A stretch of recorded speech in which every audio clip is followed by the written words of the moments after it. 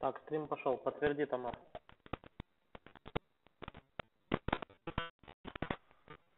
Английский.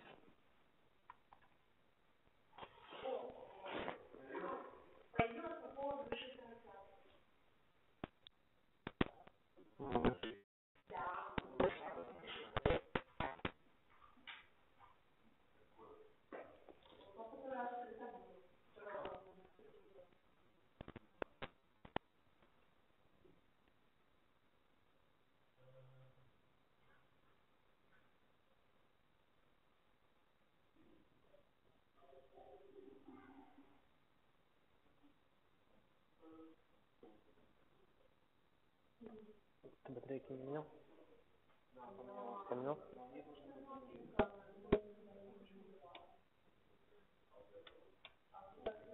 Ну. Что, остановить поток? Пошел, да? А, ну все. А на этот, на Facebook у меня ж нету. Не английская трансляция. Не будет. Все хорошо. Я понял.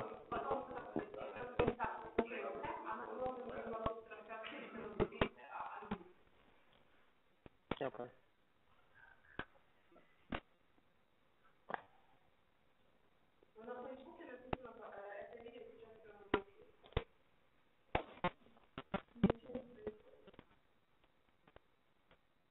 Так, я ставлю запись.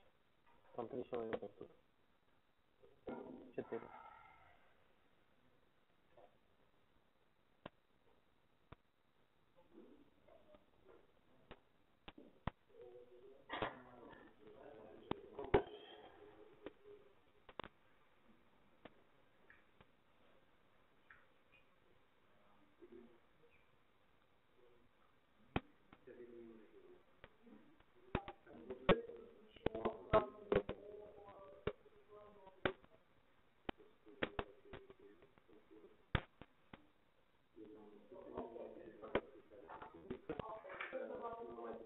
Нашел тебя для сигнала. Не, у меня какая-то херня делает. А, все, это мое.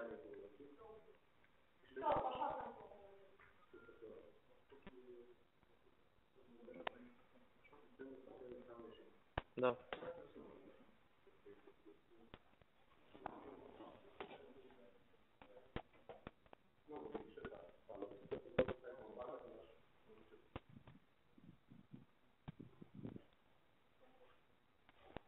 Дай микрофон. Включу.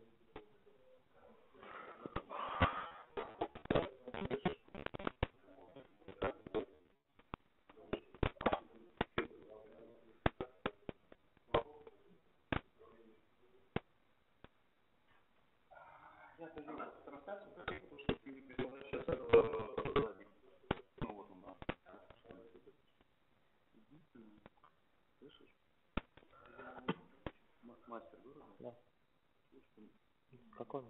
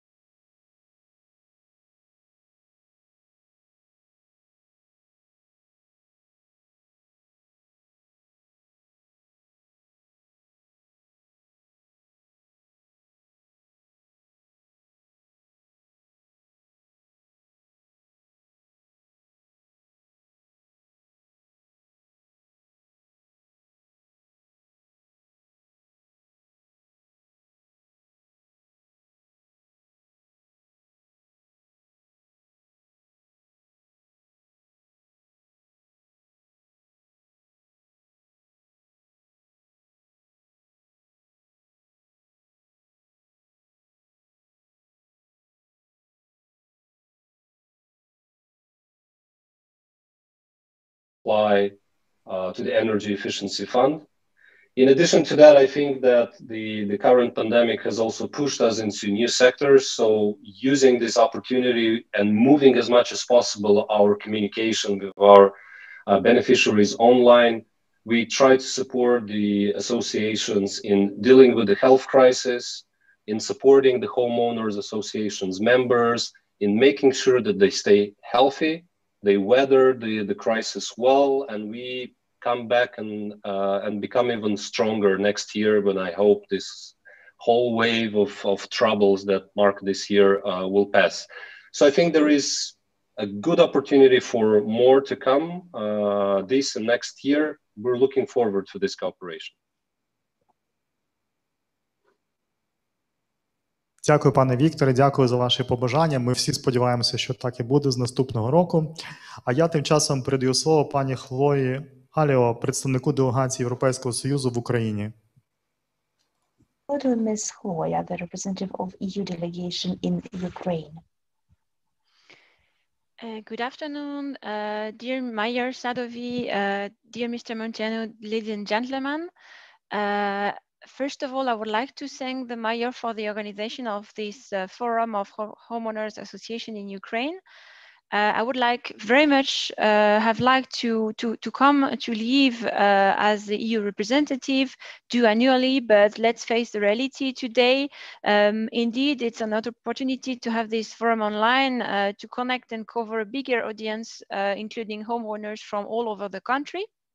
So let's welcome them in this event. And on behalf of the EU, I'm very pleased to say a few words. So from our side, we think that the community of Ukrainian Homeowner Association is of a primary importance for the European Union and for our actions in Ukraine. First of all, this is part of empowering the process of the civil society, the movement that the EU has been actively supporting and promoting in Ukraine. Homeowners are now able to unite in associations, stand for their right, take collective actions with regard to their property, and make substantial changes in their living conditions. Together, homeowners are a driving force which makes real progress, having an impact on the whole Ukrainian society in several areas. And energy efficiency is one of these areas. We know that Ukrainian residential sector accounts for 40% of the whole energy consumed in the country. The total energy consumption in the housing sector is 3 to 4 times more energy than in its neighboring EU country, which is a similar climate. At the same time, about 50% of the residential heating energy in Ukraine goes waste annually. So energy efficiency is a solution to prevent these losses. It has been very high on the EU agenda in Ukraine, as you know, over the years. Energy efficiency is not only about lower energy bills and better living conditions for the residents, it's also about energy independence of Ukraine and economic recovery in the upcoming years following the current crisis. Because indeed, energy efficiency is a new developing market in Ukraine, and this has a potential for creating new businesses and new jobs. We observe that the habits and the behavior of Ukrainians with respect to energy use is changing.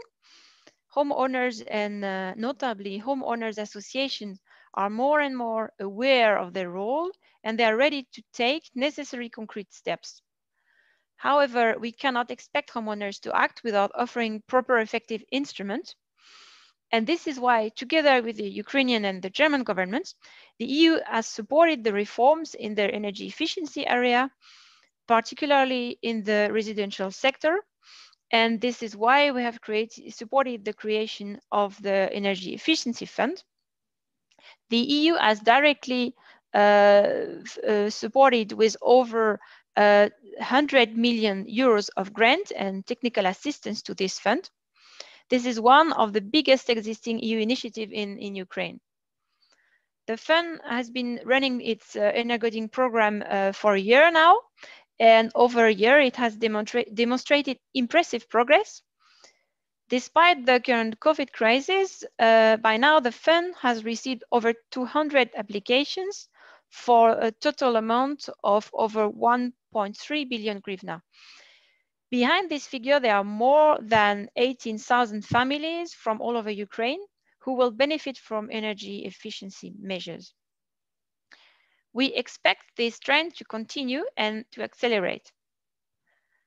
And I would like to thank all stakeholders who have been involved in this endeavor, the Energy Efficiency Fund, the government officials, the members of the parliament, international stakeholders, including the World Bank, the International Finance Corporation, the United Nations for Development Program, Deutsche Gesellschaft für internationale Zusammenarbeit, the GIZ, as well as the Ukrainian Homeowner Association, who contributed to the full-scale launch of the fund.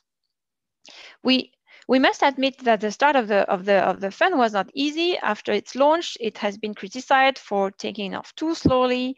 But now this is really of utmost importance that the fund operates outside politics for the sake of its beneficiaries, and that the homeowners is in the lead in the whole process. We believe that this awareness of the ownership is the core of the reform. The European Union could consider providing further financial support to the fund, but only if we can observe that these principles are fully shared by the government. Moreover, in order to scale up the fund's activities and to ensure the full success of the whole reform process, we see three immediate critical steps. First of all, we regret that the draft 2021 state budget does not include any financing to the Energy Efficiency Fund, and we trust that the Parliament will now restore the due amounts, which according to our existing agreements is that the fund should receive regular and stable financing from the Ukrainian state, including 1.6 billion hryvnia next year. Secondly, now that the fund is operational, the warm loan programs for homeowners associations, we think it doesn't make any sense anymore, because the warm loans, which were initially also financed by the EU, were a necessary initial step that made homeowners familiar with energy efficiency and ensured that the state provides due assistance for energy efficiency measures.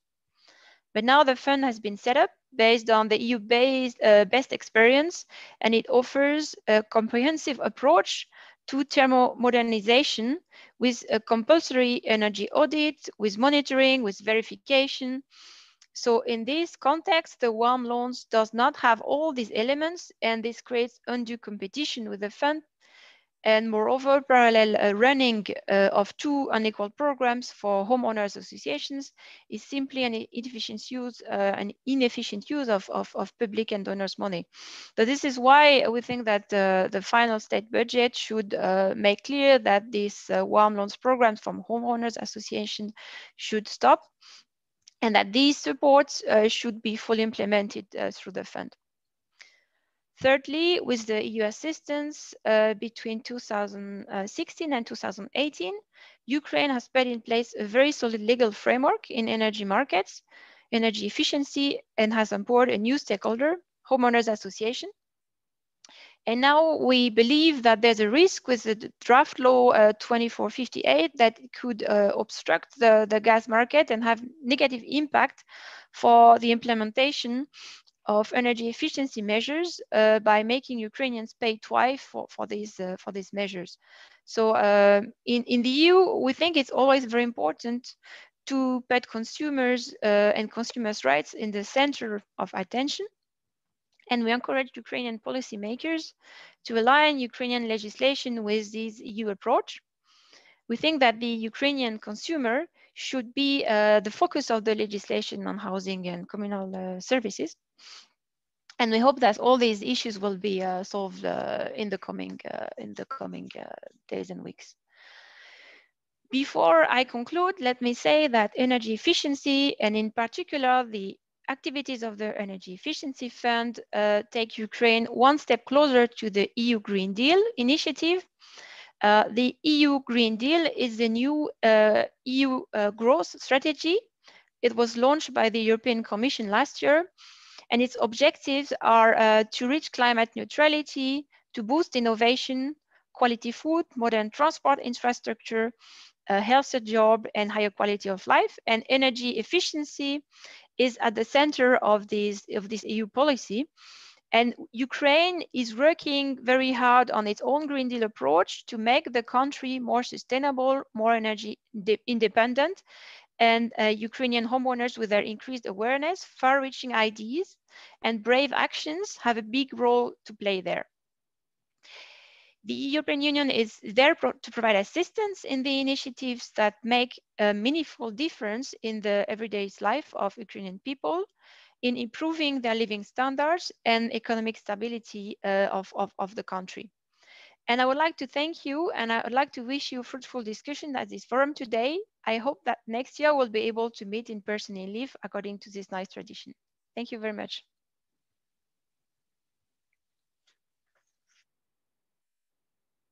Thank you. We also hope so much for that. You mentioned the Green Deal with the European Union. Could you share it with our audience very briefly, what kind of deal that is and how it will impact the homeowners association? Yes, the Green Deal is an initiative that was launched a year ago by the European Commission. So this is a strategy within the European Union, but also towards our partner countries to improve the climate ambitions, as I said, and this is going across all areas, from not only climate, but this encompasses energy, transport, economy, so all different sectors. And the objective is really to reach climate neutrality and have a greener way of life. And in that sense, we are discussing with our Ukrainian counterparts, with the government, how we can work together to achieve the Green Deal in Ukraine. How can we implement, support the government in this area? And energy efficiency, as I said, is very much one of a key pillar of the Green Deal in Ukraine. So this is an initiative that we're discussing with the government, and we also want to reach out to all possible stakeholders to increase awareness on the need to work to make the Green Deal also happen in Ukraine.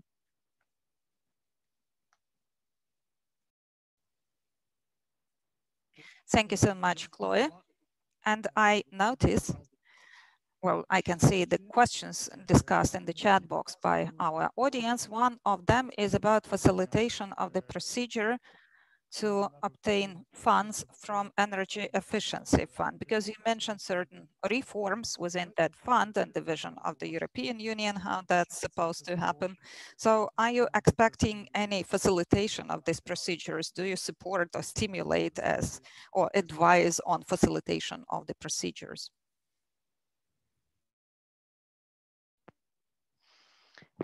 Sorry, I haven't read the chat. If your question is about the procedures of the funds, yes, we want the procedures to be simplified, and there were discussions about that.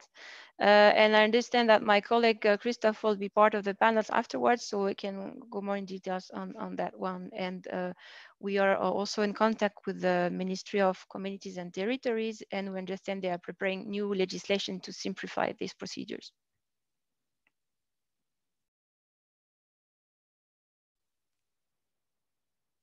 Okay, and thank you so much. We hope that this facilitation or simplification will take place, and then homeowners association will have access to those loans, credits, other forms of funding that can be offered by the fund. And now I'm checking if we have questions here. Yes, we have some, but not exactly about what has been covered by our experts. So I guess that if the next group of experts are ready to start, let's switch to the next topic. This is effective governance and energy efficiency, key objectives of the communal sector reform in Ukraine. Mr. Garulski has been mentioned as a representative of the support group for Ukraine in the EU. So since we have already started discussing that, I would like to pass the floor to you, Mr. Krzysztof. I welcome all participants. Can you hear me? Can I now then, well, I could speak Russian now, or I could speak English, whatever you prefer. Well, up to you to decide. Well, to me, it doesn't matter, but okay, if you allow me, let me start in Russian first, even though not always I put the accents properly. Okay, I welcome all participants of Homeowners Association Forum, those who are in Lviv and those who have connected online. I have participated in 3 or 4 fora already. I always visited Lviv, and that was always very nice experience, meeting people who actually have decided to do something, to work for the benefit of themselves, actually, without waiting for someone to come and help them.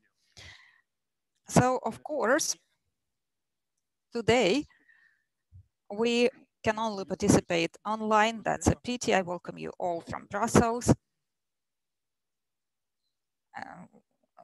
Ms. Chloé, Allio, representative of the European delegation, has already presented the position of the EU in detail. From the European Commission in Brussels, I can say that even though we are only online, we have online presence, and now it doesn't mean anything. I mean, EU continues supporting the reform in the housing sector and in the utility sector, and we support development of homeowners associations. And I'm very happy to hear that Mr. Petro from Ministry of Regional Development, that he also mentioned that it is the key element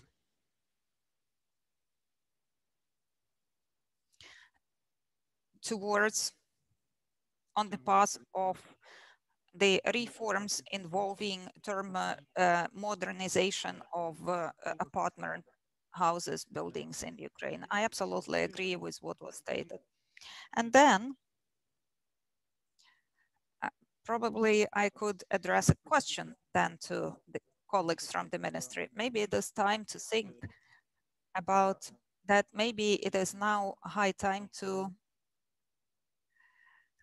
make it so that homeowners associations, well, now they only have 20% coverage. If we speak about self-governance for apartment buildings. So maybe it is now high time to discuss some activities or tools, instruments that should be implemented in order to speed up the process of rolling out coverage or expanding the coverage with homeowners associations to reach 100%.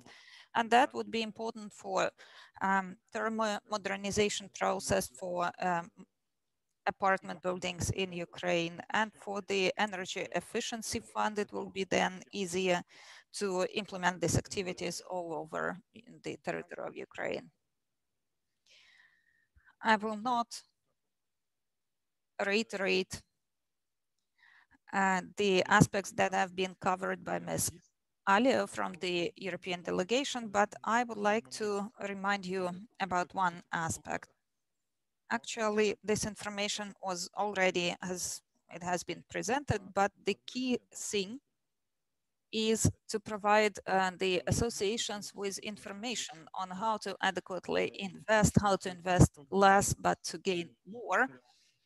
I mean, not only the thermal comfort where you can replace a window. Well, of course, if you replace a window, your comfort level goes up, but also how to cut the bills. I mean, actual cutting, reduction of energy consumption in Ukraine. In the housing sector, it is mostly about gas. That is key to the security of Ukraine. And of course, all associations tend to think about their micro context, but we should keep in mind that the homeowners associations need to also step and go beyond that. the key thing there, as I mentioned at our previous meeting, at our previous forum, is the link with heating system. So I suggest that we support development of this dialogue between the associations and heat supplying companies. Maybe mayors could assist there to develop this dialogue, so that as it is now, where in many cities we see that the homeowners association see heat suppliers as their enemies. But we need to change to reverse the situation, because actually multi-apartment buildings, they are the best consumers. They are stable, sustainable consumers. And of course, their consumption will change and vary, and but that needs to be respected. So it's important to develop this dialogue, because the investments in buildings that will be made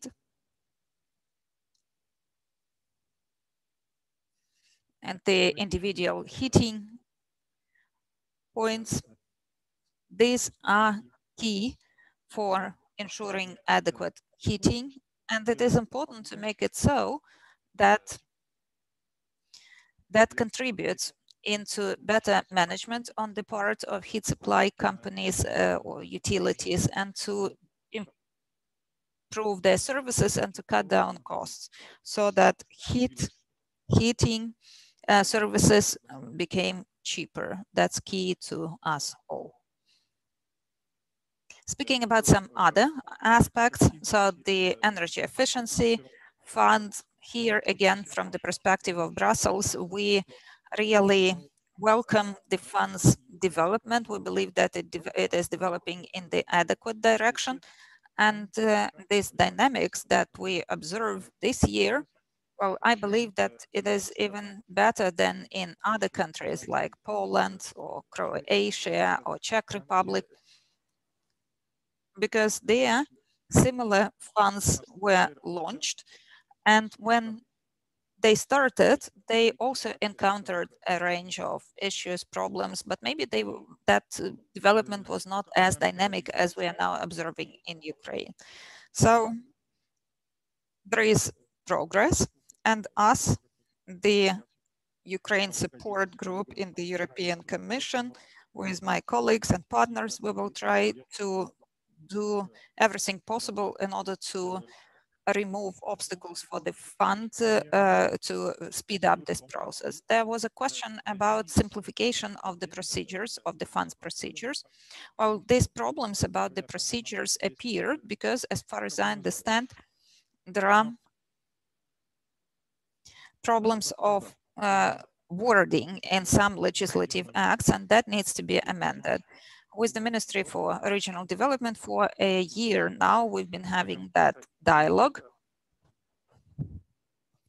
on how we could better promote all of these amendments and changes that will make it possible to simplify the fund's procedures. I hear about the actual situation where there are high investments into the homeowners associations, and the problem is maybe that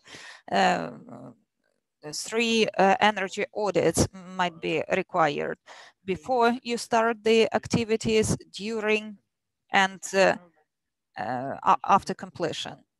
But what's most important is to do that at the beginning in order to understand how we should proceed, because I mentioned already that it is very easy to make a mistake there. It's not rocket science, but it is possible to make a mistake and to have no result from there. I mean, reduction of costs or bills. So you need to go step by step as determined by the energy audit. And here, I believe that it is possible to implement various approaches, and maybe the Ministry for Regional Development will share their perspective, but I believe that the law on energy efficiency should not be so much detailed, so that later, if there is some need for change or for amendments, that we didn't have to go to Verkhovna Rada for them to launch the procedure of amendment. So if there are technical questions, I am ready to comment because I have a number of other comments. I do have a question because you mentioned how to make it so in order to invest the money adequately, how to pay less and have the adequate result, and how to avoid the situation where you invest and you don't have any benefit of that. I believe that would be important for all association managers, leaders. I believe that here we will hear colleagues from the fund a bit later. They will speak about that in Ukrainian in more appropriate and detailed way. So probably I will not deprive them of that opportunity. I just wanted to mention that if I did have I had a chance to travel in Ukraine. I have visited smaller towns, and I could see that people were doing something about their buildings. They tried to do their best, and they believed that it would be for the good. Mostly it is about replacing windows, but where they didn't replace the heating points, there was no energy saving, even though they made those investments. And and their thermal comfort level was a bit higher, but that was not, that didn't impact the bills that much.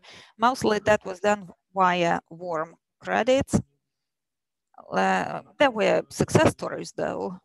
However, we need to go step by step. So where a building is connected to the heating, municipal heating system, there it is best to have the heating points with heat exchangers, and that's a bit more expensive, but that makes it easier and more efficient to manage consumption. The heat metering, that's key here. You know that there are suggestions to adopt that draft law 2458. Somebody mentioned that. We also had a lot of comments about that, that maybe this payments for installing meters could be immediately included into the tariffs. But I believe that the best option is where associations do that, because usually they install the heating meter and you don't have to wait for someone to come and do that. And that's always better for heat management. And then the walls, balancing walls, then you go to the level of the apartments. I don't know why that is not yet that popular in Ukraine. For example, installation of those thermostatic walls on radiators. Well, I know that there is the vertical bypass procedures, but it is possible to do that anyway. It is not yet popular, but you can save a lot of money there. And it is also possible to replace the windows. Deep renovation is, of course, the best solution, and thus it is possible to save a lot of funds. As far as I know, the Fund of Energy Efficiency receives a lot of requests or applications for this deep renovation. I'm pleased to hear that. Actually, the fund is able to finance small projects that will be gradually implementing energy efficient solutions. If this implementation is not appropriate, then the energy efficiency will fail. I'm not going to dwell on technical details. I believe that my colleagues from Ukraine will be able to tell you more. And our next speaker is Ms. Yulia Glovatyuk-Nagoryanu, the Director of Energy Efficiency Fund. Ms. Julia, we have already started discussing the issues related to the fund, and now it's high time to ask you what is the vision of the fund and what would you recommend to homeowner association. Good afternoon, dear colleagues. Welcome to this Energy Efficiency Forum. It's the regular forum. We have lots of them already. Sorry, some technical issues. Can I continue? Yes, it's okay. So once again, good afternoon. Thank you for invitation. The Energy Efficiency Fund has an honor to participate in this forum. I'm very pleased to participate in the forum in different statuses. Several years in a row, I have been participating in the forum as the head of the Energy Efficiency Fund. Today, we are, so to say, summarizing the fund's activities.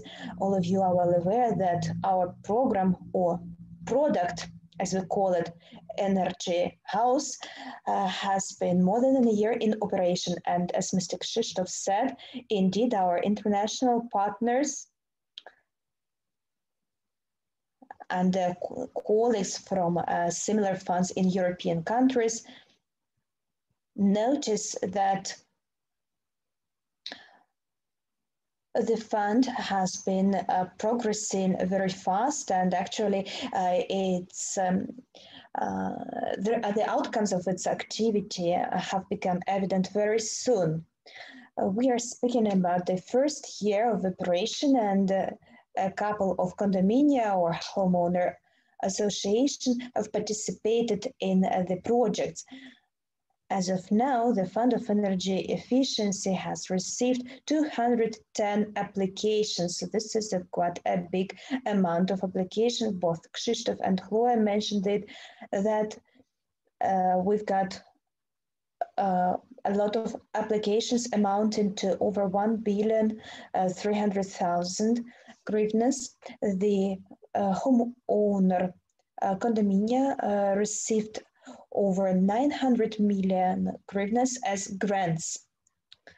You know that some associations receive grants under the pilot program. It is entitled First Swallows, and we always share this experience. It's autumn now, and in winter we expect that very soon we will get the applications for verification of the first size of first houses, and a couple of dozens of associations will complete the works this year, and they will use all parts of the grants, starting from energy audit, then documentation, and final stages of the project implementation. So they will be able to complete the cooperation process with Energy Efficiency Fund and get a reimbursement for the energy efficiency measures. On the one hand, we are very pleased to inform you that we've got such indicators, such outcomes.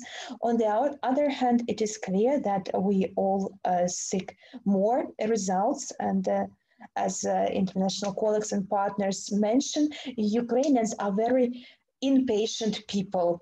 We would like everything and very soon. I'll give you some examples.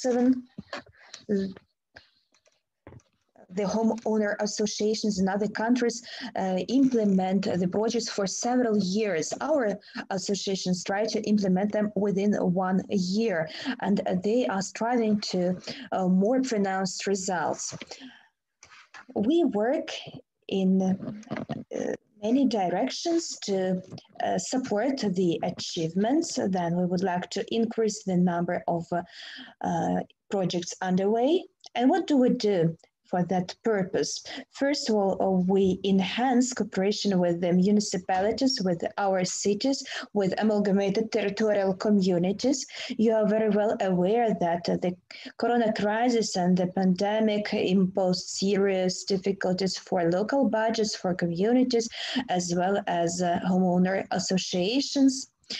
At certain periods of our life, it was very difficult to bring the development of local programs to the attention of the municipalities and local budgets, because the resources were spent mostly on combating or contracting the crisis. At the moment, we expect that after the elections are over, more municipalities will join us. At the moment, we've got over 130 signed memoranda. We have 21 endorsed programs, and about 20 amalgamated communities intend to adopt the programs of cooperation in early next year. There are about 40 such amalgamated communities. I think that the homeowner associations find this cooperation very important. The homeowner associations are more active in implementing their projects if they are supported at the local level. Talking about the fund programs, we always imply comprehensive solutions and comprehensive approaches. Additionally, we emphasize the strong political will and the support of international donors. The tools provided by the Fund of Energy Efficiency under the Product Energy House protect both associations and the citizens from abuse, which is possible at this market. The projects implemented should bring some fruit, should bear some fruit, and this outcome should be measurable. Regarding the prospects, I can say that at the moment we are finalizing adjusting our strategies, so we will amend them. However, the focus will remain unchanged, the focus which we have selected 1 year ago. Apart from improving programs and grant conditions, procedures, and so on, we started working on IT platform. And we expect that in the second quarter year, this IT platform will be launched.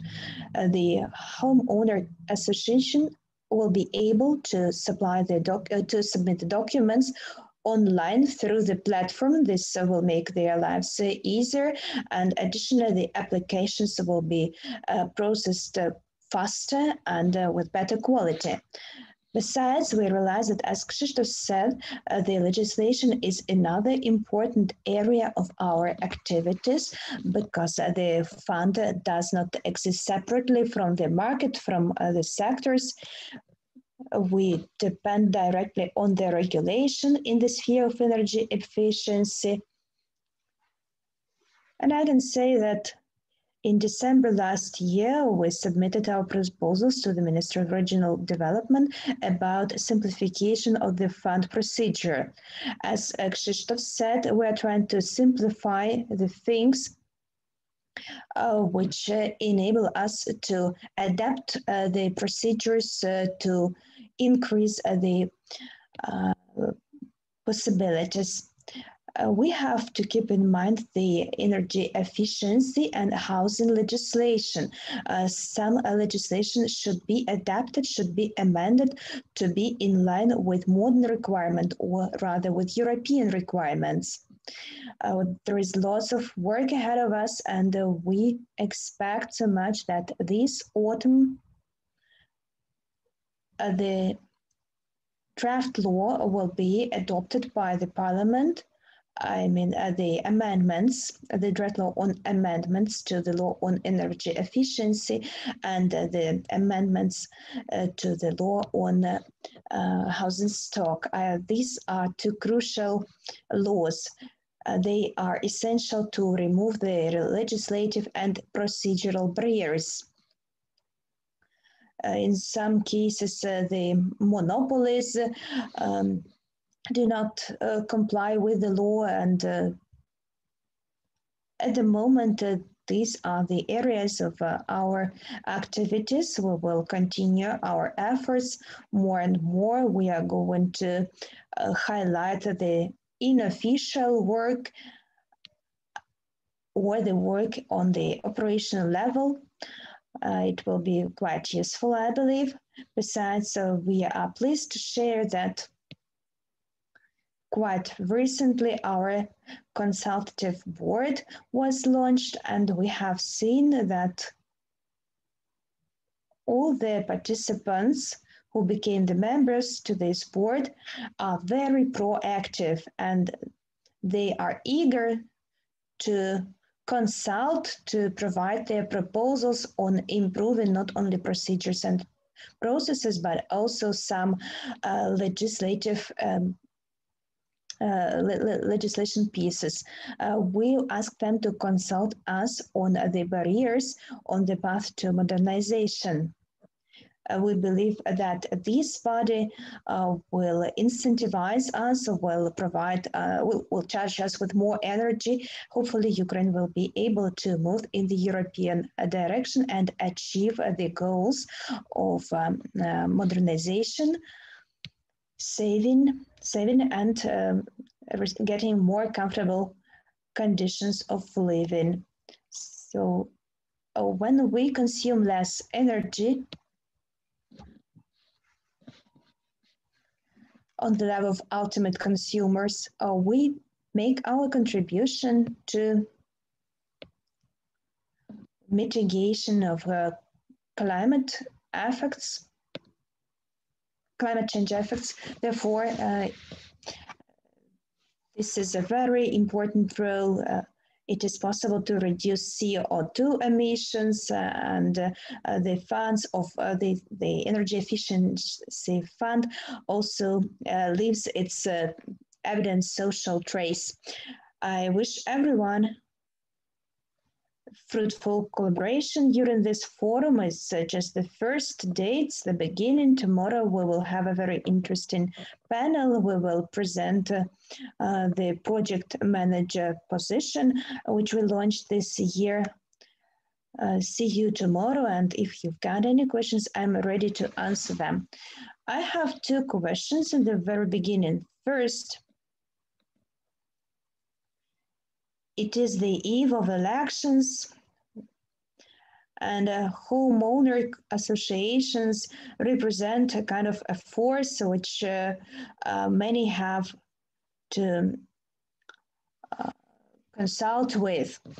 What are the advantages of homeowner associations? Those who have signed the memoranda, how can they stimulate their candidates, the mayors, the council members? It's a good proposal. We have a section, partners, on our website. We have the information on amalgamated communities and cities we have signed memoranda with. And there is also information on the local program and the stage of its implementation. So it's possible to see whether it has been endorsed or it's already been implemented. We will greatly support your initiative. So what are the advantages of homeowner associations? The local program, the program of local support, is a so-called minimum package of cooperation with the local community or amalgamated community. We are working on improving communication. We raise awareness of the homeowners, those who have already established a condominium and those who are just considering this option. We are explaining the tools, and we are explaining the program Energy House. The local programs, the local support program is a prerequisite actually, but this program requires additional co-funding. I think that all the participants are very well aware of grant conditions and our program specifics. We have the following rule. Under the program, there should be a minimum contribution, or as we call it, a homeowner association contribution, 20% for a package and 40% for B package. So this is the minimum contribution. It will not be reimbursed by any grant. When the municipality reimburses some costs, it's also irreversible financial aid. So the Fund of Energy Efficiency provides a certain amount of grant. Let's take package B. We reimburse 70% of costs, and the minimum contribution of associates should be 20%. We are used to speak in terms of loans, so the part of this loan should be covered by the municipality. Some cities also pay compensation of interest rates, or they provide reimbursement of some association costs for loans payment. More and more municipalities now tend to cover these costs throughout a certain period. For instance, during the first year after granting the loan. Or there are some cities such as Melitopol or some other cities that ask the homeowner association which option they would prefer, whether they would like the municipality to cover the interest rates or the body of the loan. So each city and each amalgamated community has its specific situation. Nonetheless, these memoranda provide certain support to homeowner associations, and we urge the homeowner association to sign the memoranda. There are lots of programs which have been already endorsed, but they have never been financially supported. There have never been budget allocations, and these cities, mostly these are cities, they are the priorities for us, and we hope that soon the entire Ukraine will be covered by local support programs. Ms. Julia, there are questions to you in the chat, and the first question is that the current interest rates are very high. 18% of interest rate is too much for a homeowner association. The homeowner associations believe that 4% will be an acceptable interest rate. What is your vision? What can the fund do in this respect? Actually, the interest rate is much lower. We have recently signed an agreement with Credit Bank, and now we are negotiating with the private bank. This is actually the final stage of negotiations, and the interest rate is between 14.5 and 15%. Maybe this is the question from people who got this loan quite long ago. Now the conditions are much better on the market. We would like to have this 4% of compensation, but unfortunately this is a financial market, and there are certain rules by which the market functions. Nonetheless, we continuously negotiate the terms with the banks. First, we are discussing the providing of loans. We discuss the documentation. 2 months ago, we had some negotiations with our bank, and very soon we will have the next round of negotiations. So we continuously negotiate better conditions for granting loans. And we've got also working group working on possible tools of simplification on the financial market, I mean.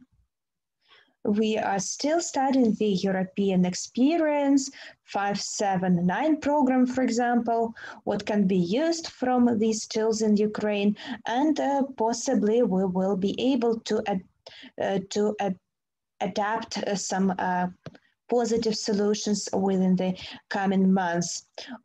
So we are working in this direction. So I see the comments in the chat, and people say 14% is not the same as 4%. And some participants inform that they still pay 18%. Okay, I will clarify. Жовті води inform us about 20%. Well, 2 years ago, it is possible. We are unfortunately not in Europe. That's what we've got. However, we are investing our efforts. We are doing what we can. Okay, let's arrange a small interactive session for our participants. The question is, who would like to have a 579 program? Please send pluses to the chat. So we had one comment, and in the comment, the participants said that the city signed the memorandum, but in fact, the city authorities change their behavior. Is it possible to have some impact on the local authorities which have declaratively signed the memorandum?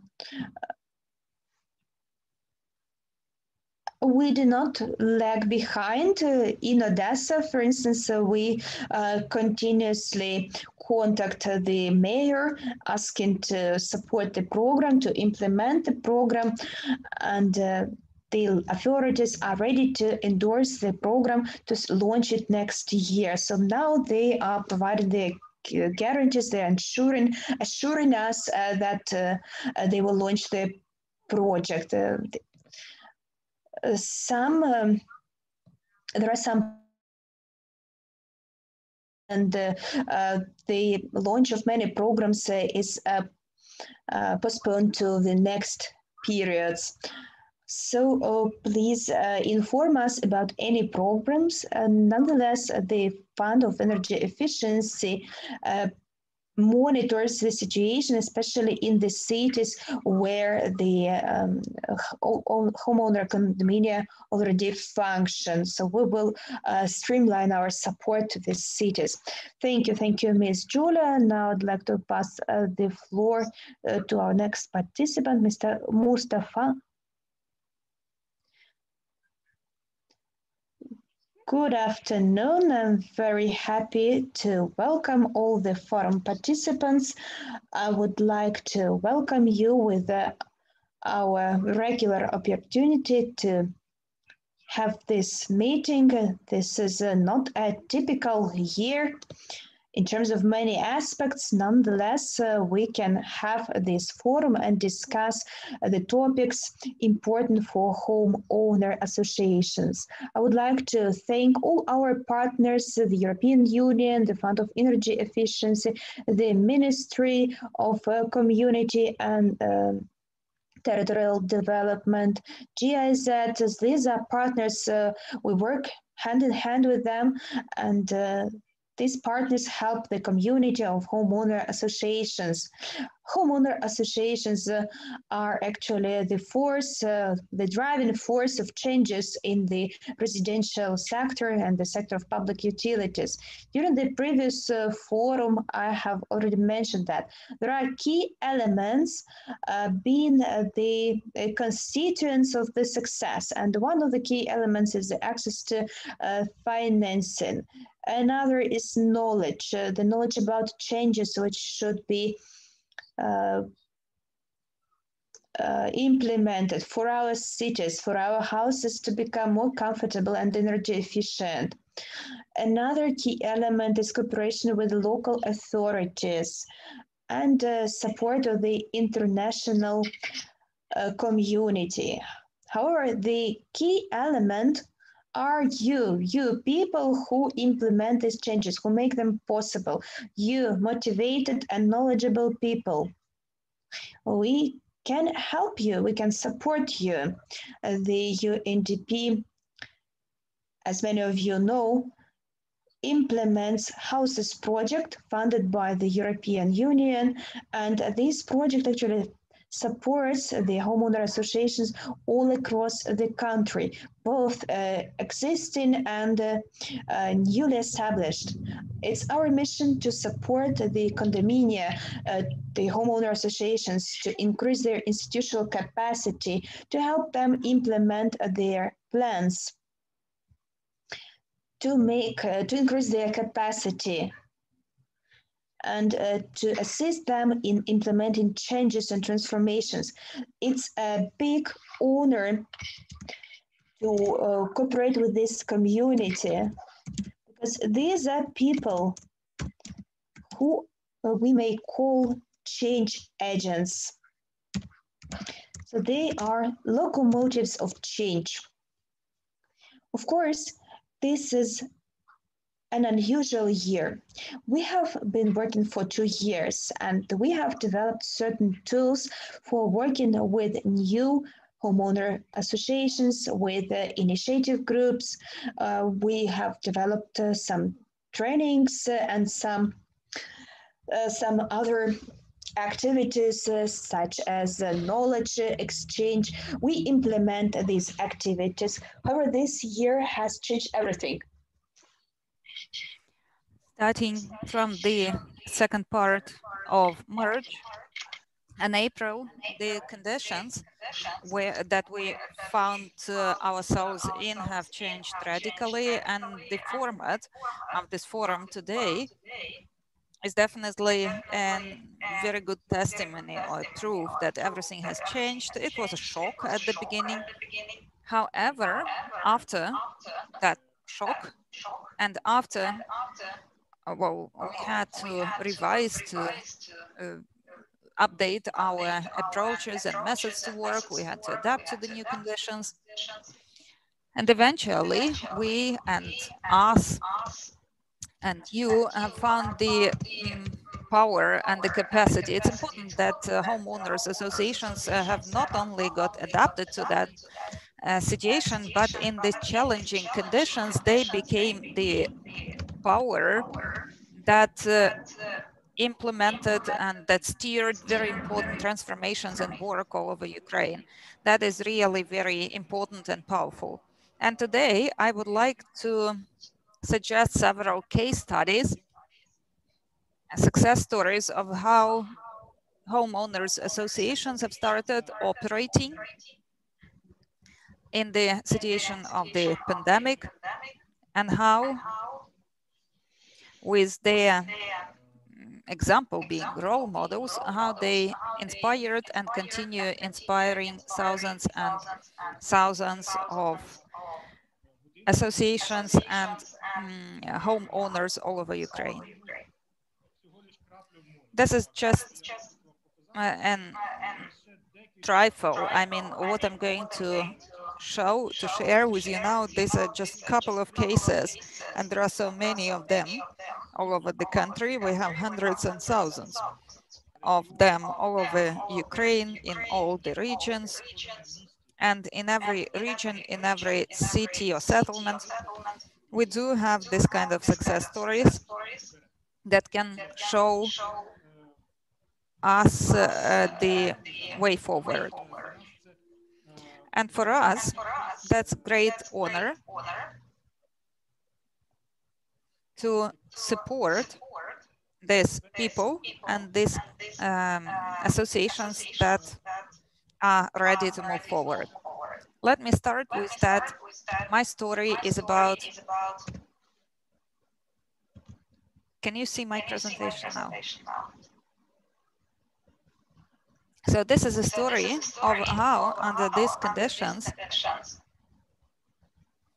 of the lockdown, adaptive quarantine, and the restrictions for logistical restrictions and event management restrictions, and nevertheless they continue establishing new homeowners associations which work to improve their buildings, to make them more comfortable. They develop and improve the area around their houses. They inform homeowners on how they should act in the situation of the pandemic and how to avoid infectioning.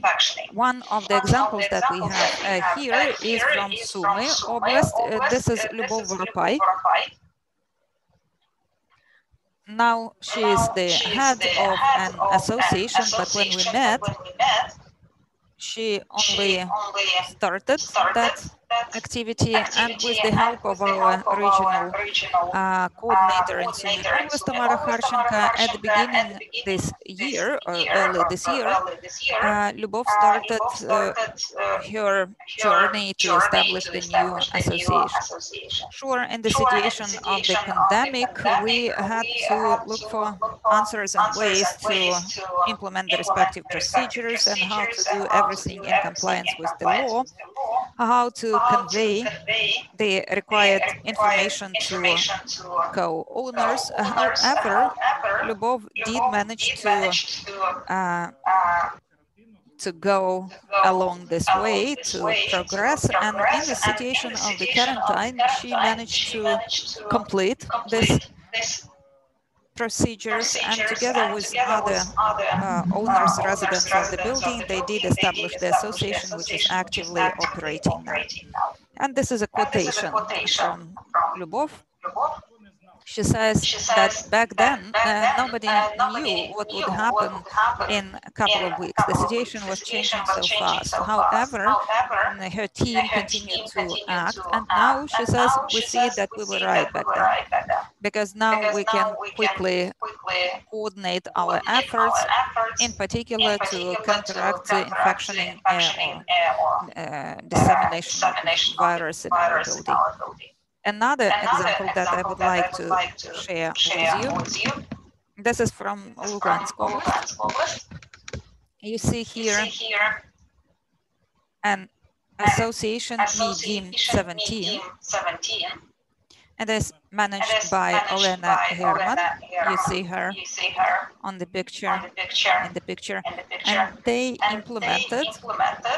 And during this situation of emergency, they continued implementing the initiative to develop the greenery, to ameliorate the territory adjacent to their house. They plant a lot of seeds, and there she organizes and mobilizes the co-owners. And that is a very interesting example, because this is an initiative that give people good moods, and actually that contributes into transformation of the environment, of the setting where people live. All of that creates positive energy. This kind of attracts partners and those who would like to contribute into this association and its activities. Konstantin, Olena's husband, he provides a lot of support to her with this initiative. He also plays an important role in this association. He deals with financial accounting, and also he supports his wife in all of her initiatives. Let me also mention a quotation from Olena. She says that flowers have powerful energy. They give you the charge, the energy that makes it possible to develop adequate climate around the association and the partners.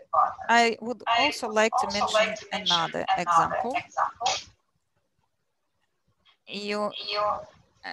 This is just coincidence that I refer to two eastern oblasts. This is Asya Bykova.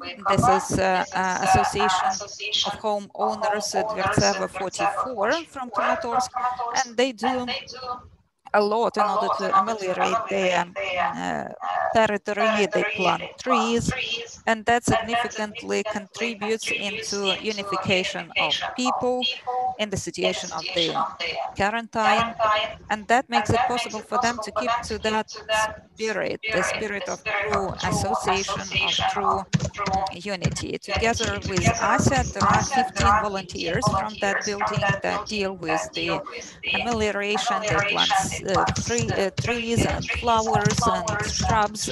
And what's interesting is that according to Asya, people from different parts of our city passed over some flowers for us to plant them. So you just need a role model, or you need an initiative, and then other people join. I would also like to mention that despite the lockdown situation, in this association, they didn't hold various activities to improve the building. This is about repair work, energy efficiency measures. All of that contributes into improved energy efficiency, and this is the work that is ongoing. So the homeowners association doesn't stop there. I would also like to share the positive role of the associations after the onset of the pandemic. What they do in order to ensure safety of the co-owners, of their members, to protect them against the risks of this hazardous disease. And to a great extent with the support of Houses Project and with the support of our regional coordinators, more than 300 municipalities and 3,500 associations launched an important and wide range awareness-raising campaign, including all the information on the pandemic, and this is from reliable sources. Us, being an UN agency, we also work with WHO, among others, and they provide with their come up with their guidelines. And all of that is passed over to the local level. So our associations receive reliable evidence-based information that they further notify to their co-owners. Now, this awareness-raising campaign has covered more than 2.5 million of people all over the country. Let me also emphasize that a lot of homeowners associations have started providing and generating innovatory ideas on how to ensure safety of their residents, how to protect them against the risks of infectioning. And a lot of new practices or interesting initiatives have been implemented by them. And they have become that kind of power that without which you cannot do anything. It is them who did everything in order to ensure safety of people and to prevent spreading of the virus. And also, we've seen a lot of examples of social initiatives where homeowners associations were initiators of social initiatives to support vulnerable populations who live in apartment buildings, and they did everything possible for them. You know that some categories, especially elderly people, they are in the risk group, high-risk group, so a lot of assistance was provided to them, and they continue providing them with assistance. So this spirit of the community, the neighborhood spirit, where there is always someone who's ready to help you, it matters so much. I know a lot of examples, cases, where it was so important for those people who needed assistance. So that was critically important and very nice, pleasant that people are ready to support each other. And to wrap up, let me just mention that homeowners associations, they are the element that bring together everything that my colleagues have mentioned and will further mention, as well as representatives of other international organizations, representatives of the government, and associations of home and actually the unions. So there are a lot of elements to this work. This is about resources, financial or not financial, and non-financial resources, and the legislative framework within which we act. However, the power of transformations, it is really about the homeowners associations. This is about those people who promote, advance those changes. No pandemic, no external shocks or factors would make these communities step back from that path. And a result of that, our homes, buildings, districts and cities, communities, and our country, the world eventually would become better. So we are so grateful to you, to all participants of the Homeowners Association movement, and we are very grateful to you. Let me reiterate that it's a great honor for us to support you, those who have stepped on that path. And to wrap up, I would like to say that the Houses project implementation is continuing. There is website, Houses UA, and there you can go there, you can submit an application and get the assistance required, trainings, webinars now that we provide on the permanent basis, and also consultations, advice from our coordinators, our experts. This is the assistance that we can provide you with, and for us it is a great honor to provide you with that kind of assistance. Thank you, and have a fruitful discussion.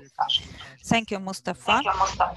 And I had the idea to ask this question, how to apply for your program and if it is being implemented in all regions of Ukraine, because there was a question about the coverage of the program. Now I see houses in UA. In the chat box you can see the website address, so you can go there, and if you're interested in getting to know more about this UNDP program, you can register there.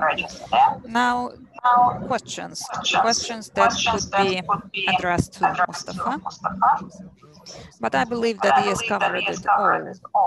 We have heard about examples of associations supported by the UN, and it was explained how to apply for this kind of support. Great. Then we switch to the ministry, Mr. Dmytro Petrunin, and he promised that he would present those innovations that the ministry is preparing in the field of homeowners associations. And Mustafa, maybe you could stay with us for a bit more time. Maybe there will be questions to you, or you will comment something. Dmytro? First of all, I would like to express gratitude to all the previous speakers, because they have explained in detail what cooperation initiatives are being developed with the Ministry of Regional Development. I would like to express gratitude to everybody involved. This representative office of the World Bank and GIZ, IFC Corporation, UN agency, agencies, Energy Efficiency Fund with its experts that help us to detect the gaps and problems and to modernize the legislation in such a way that it were possible to improve and facilitate the conditions for our residents and homeowners associations. I would also like to mention that some speakers referred to the draft law developed together with those experts. This is a draft law on wide-scale thermal modernization in Ukraine, which stipulates facilitation of procedures for thermal modernization of apartment buildings, step-by-step thermal modernization, and that will impact the cost of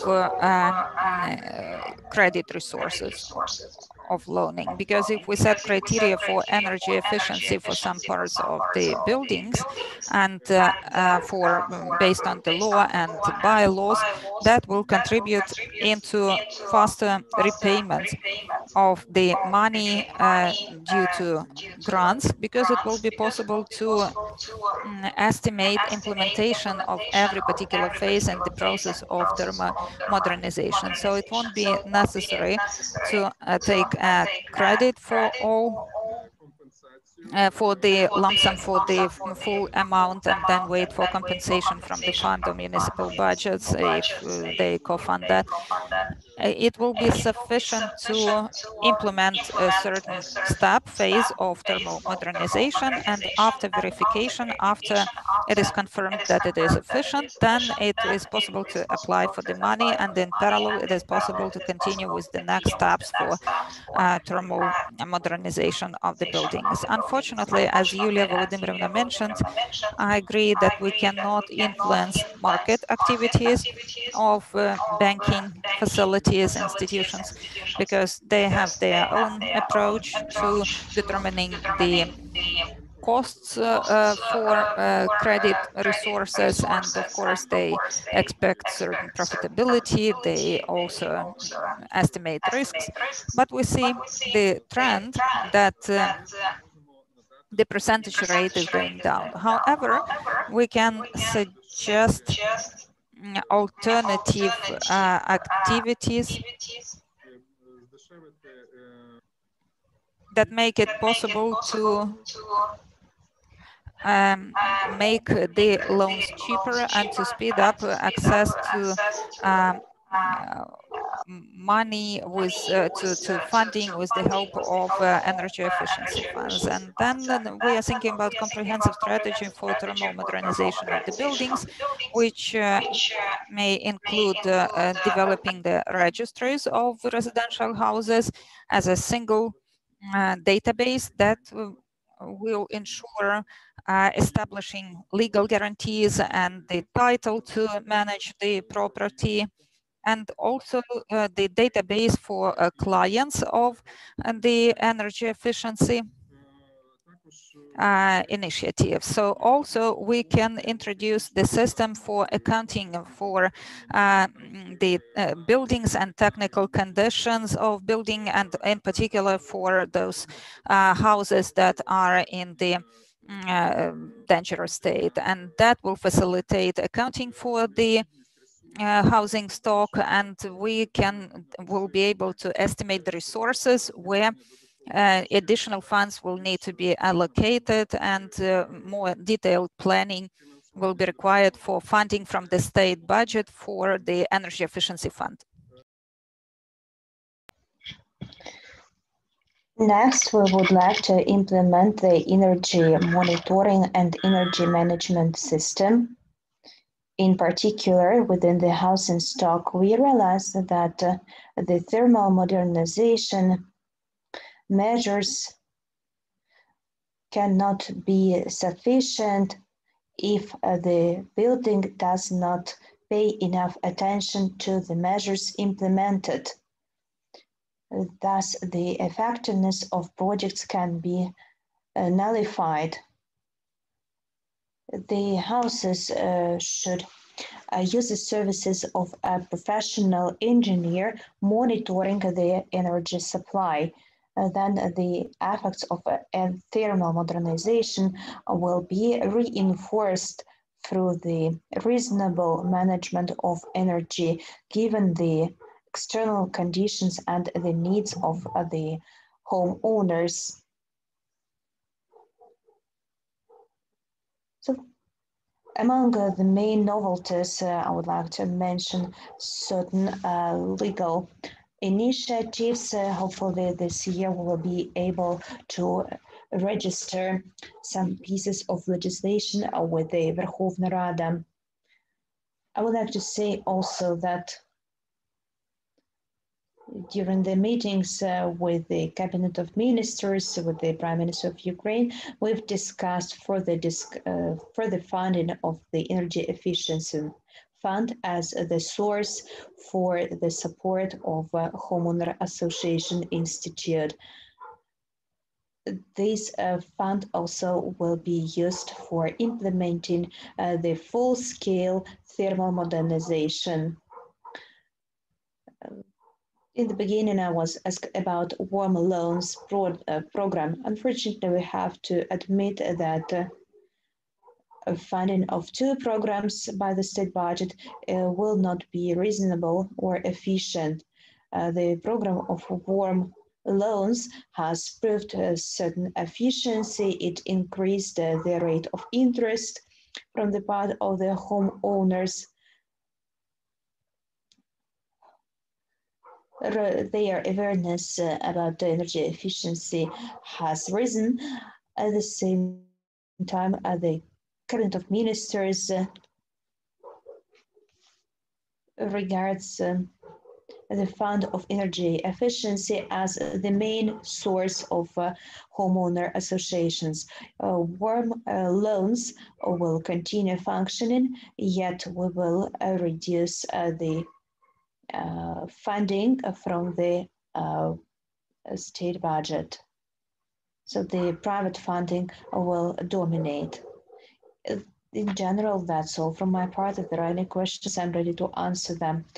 Yeah, we've got a question here, and there was a question asked by Ms. Julia. 579, what is the vision of the ministry? Is it possible to implement this program? Maybe you have exchanged some views with the colleagues from the Ministry of Economic Development and have some recipes for homeowner associations.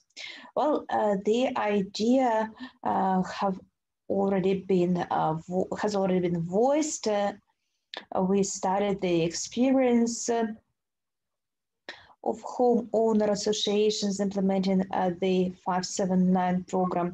Our homeowner associations cannot yet participate in the program because this program focuses on some manufacturers and stimulates the business development. Unfortunately, homeowner associations do not produce anything. The philosophy of homeowner associations is slightly different. However, I believe we will discuss the issue with the partners from the Ministry of Economic Development that coordinates the program, and we will try to sort it out, how to change the status of the homeowner associations. Today we perhaps may not associate the homeowner condominium with entities producing something, producing some products. There might be a certain discrepancy. They cannot be seen as entities, as manufacturing entities or entities that supply energy. Currently, the homeowner associations cannot participate in the program. Nonetheless, let me reiterate, we will work on this issue and try to sort it out. Okay, I see another question about digital services. So people say that it is not possible to provide documents to the bank with a digital signature. There will be any other e-services for homeowner associations, and will these services be incorporated into the cooperation with the banks? Yes, we have worked on simplification of procedures for homeowner associations, and we have also proposed amendments to the draft law on the full-scale thermal modernization. At the same time, there is a draft law on decision-making by the homeowner associations. They now can make decisions by voting, and there is no need for e-signature anymore. I will ask my colleagues to give me the number of this draft law for you to get yourself familiarized with it. There was also a question about subsidies. Do you know anything about this problem? Could you comment? Unfortunately,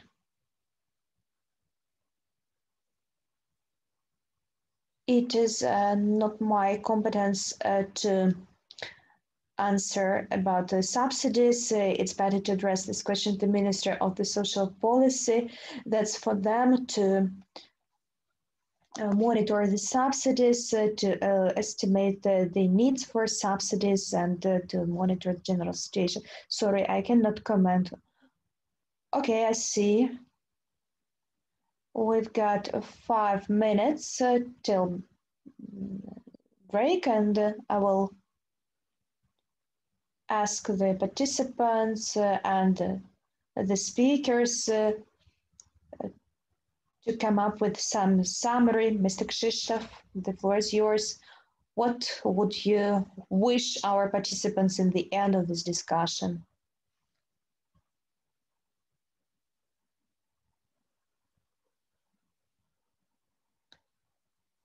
Mr. Krzysztof, are you still with us? Maybe he has disconnected temporarily. Maybe it's time for Mr. Mustafa. Yes, I would like to agree with Mr. Krzysztof and to share a dream. I would like to cover 100% of buildings with homeowner associations.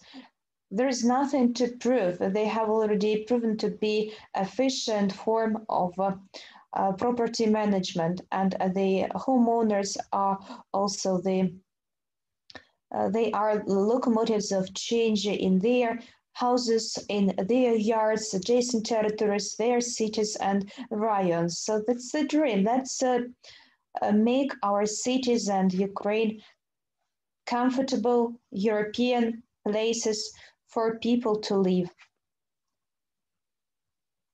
Thank you. Ms. Julia, could you share your wishes or dreams? Yes, I fully agree with Mustafa. I would like all houses to be energy efficient and modernized. And I would like also to dream about houses with zero or close to zero energy consumption. That is, fully modernized houses. I would like more and more houses of that kind. Mr. Krzysztof, as far as I see, you are with us again. We are expressing our wishes. It's not just a dream. I think it is fully implementable, like in many countries of the European Union. So this dream may come true in many homeowner associations. It is necessary perhaps to amend or to change the policies a little bit, because this goal should become imperative for the policy of the Ministry of Territorial Development. And one has also to consider the opportunities and check the reality with the associations. Regarding the dreams, of course, we do not have too many opportunities to have an impact on the market. Ukraine hopefully will recover soon after the pandemic, and I wish the loans to become even cheaper.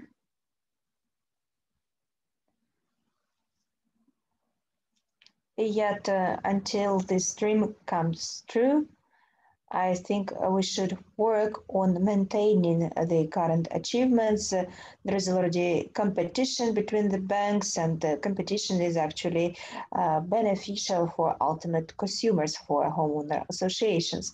Since the competition is already in place, let it continue. Thus, the loans will become cheaper, and not only cheaper, but the terms of loans will be more acceptable for homeowner associations. But it is not a dream, actually. I think this is a realistic vision. Thank you very much. We would like to support you in your vision, and hopefully this dream will come true very soon. It is time for a short break. Please do not disconnect. Please join us in 15 minutes. We will resume our discussion. And for the time being, let's watch some videos from our partners.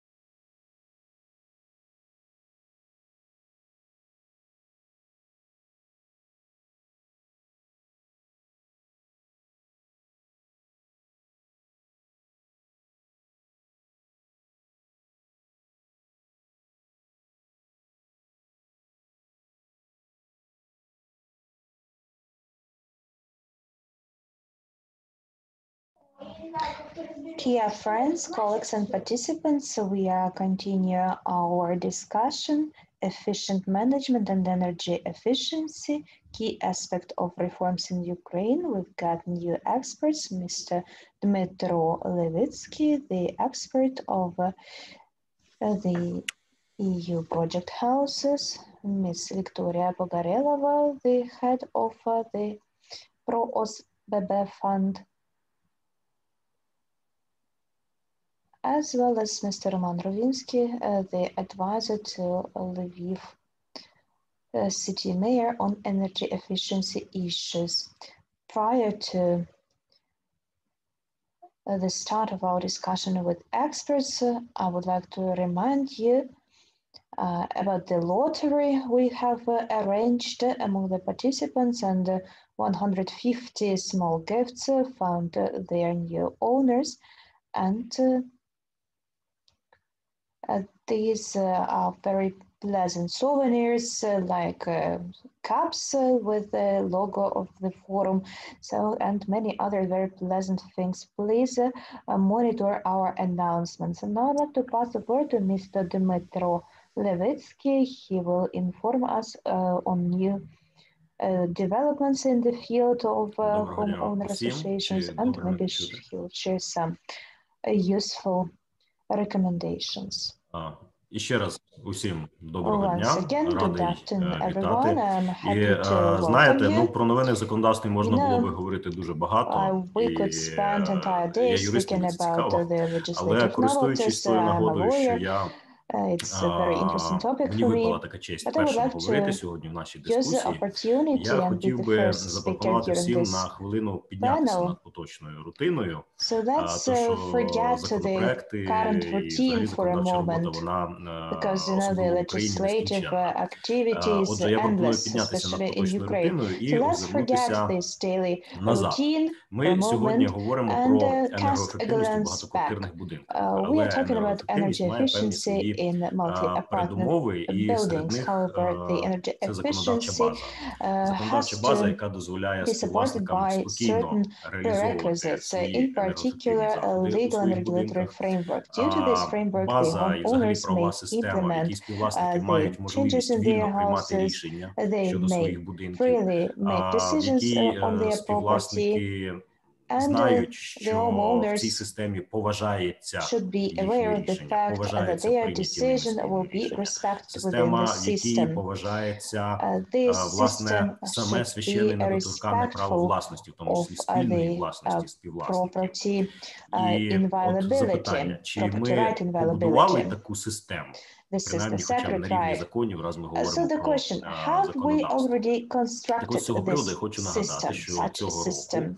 Let me ми remind you мали that певний ювілей. since Власне, 1 липня this 2020 year, on the року, 1st of July 5 2020, років we тому, have celebrated виповнилося a certain 1 липня anniversary. So 2020 this is року, the виповнилося fifth 5 років відтоді, як у anniversary 2015 році of набрав a чинності certain закон про event, особливості здійснення права власності у the law багатоквартирному будинку. on Це той закон, якого, в принципі, peculiarities of дійсно property очікували management in the співвласники і multi-apartment очікували buildings was ОСББ, adopted 5 years оскільки ago in він 2015 і on the 1st of співвласникам July. усіх This is будинків the дав law можливість which the голосувати, дав homeowners реальне право голосу, have been а не expecting with теоретичне. great І impatience через because внесення змін до due закону to про this ОСББ law they got an opportunity to значно implement полегшив changes in their створення і houses. Additionally, діяльність this law об'єднань. І загалом has ті зміни, significantly які facilitated він the activity. вніс, от з висоти It 5 років introduced можемо їх lots of оцінити, і, changes, на мою and думку, now ці зміни спрацювали.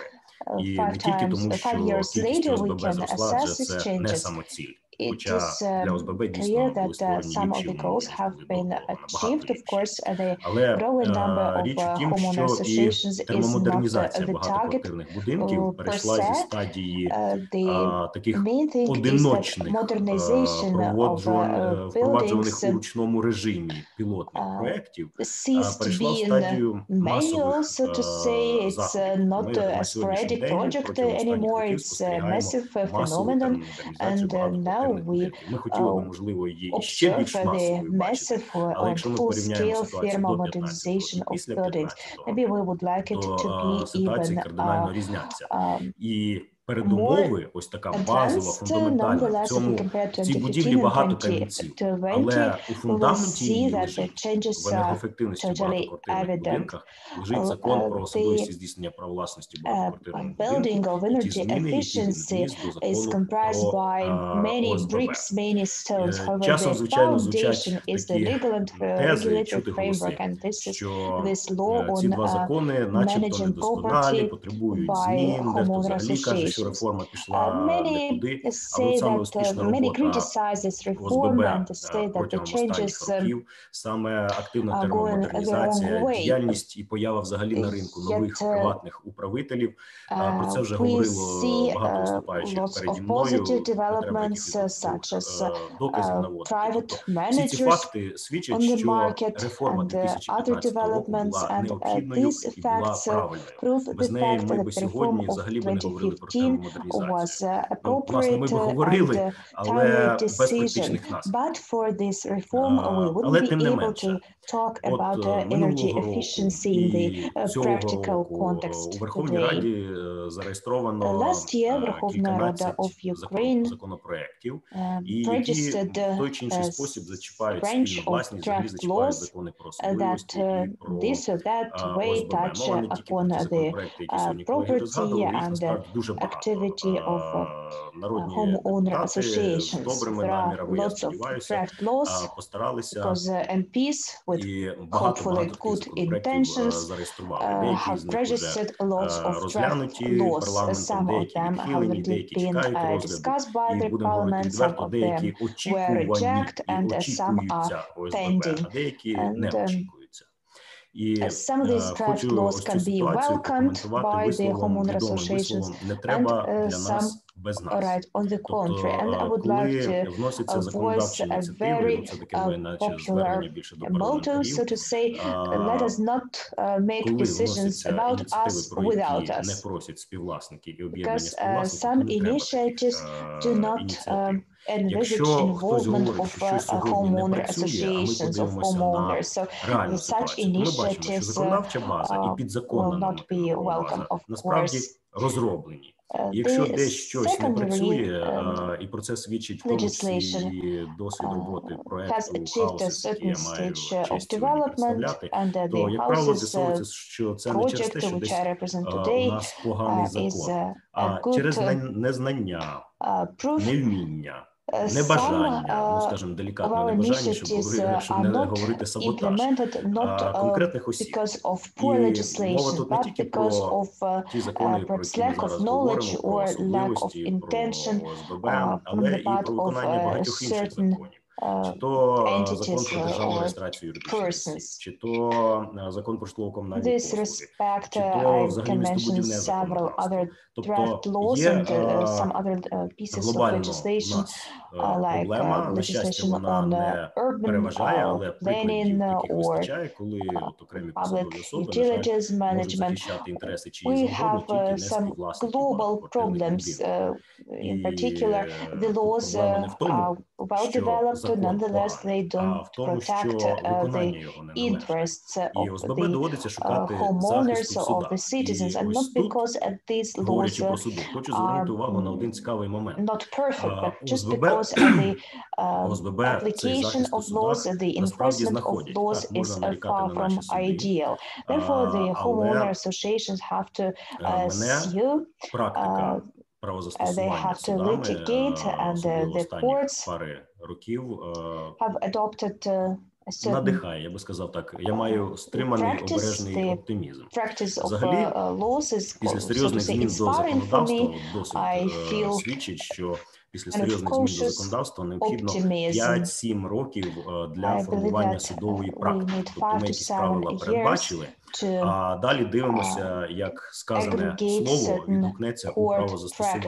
І от ми якраз стоїмо зараз на цьому порозі 5-7 років, і протягом 2019 року, 2020 року поточного, ми вже побачили чимало рішень Верховного суду, в яких лежить саме нове законодавство, оновлене законодавство 2015 року. Дійсно, ми маємо ставити такого стриманого оптимізму, тому що в більшості випадків рішення Верховного суду і судів нижчих інстанцій, вони покладаються на ті фундаментальні ідеї, які закладалися в законодавство 2015 році. Це і питання правового статусу ОСББ, і питання захисту спільної власності, питання користування спільним майном, питання витрат на управління багатоквартирним будинком. Взагалі багато інших питань. Я для себе веду аналітику цих рішень, міг би багато про них говорити, але я думаю, що для цього буде інший час,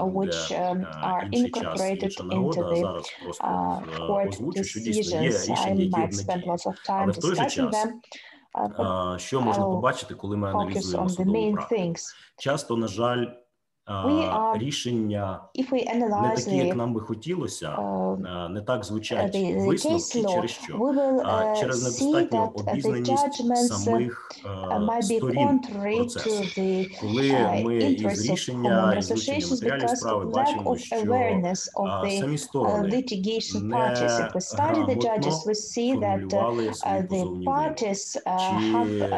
неграмотно формулювали свої позовні вимоги, чи неграмотно формулювали свої заперечення. Суд or their objections, because the court should generally rely on the arguments provided by the parties to the litigation process. Therefore, the judgment actually often does not reflect the intentions of the parties. Але в цілому, навіть попри часом недостатньо обізнаність і юридичну грамотність залучення до процесу сторін, суди, особливо Верховний суд, надихають. They do inspire. В той же час, от, що ми із цього можемо для себе зробити висновок? І ще раз, підтвердження моєї тези, тобто не в законодавстві проблема. Чого нам бракує, то на сьогоднішній день нам бракує обізнаності, освіти і просвіти. На щастя, в цьому напрямку робота ведеться, і, зокрема, знову-таки проектом ЄС про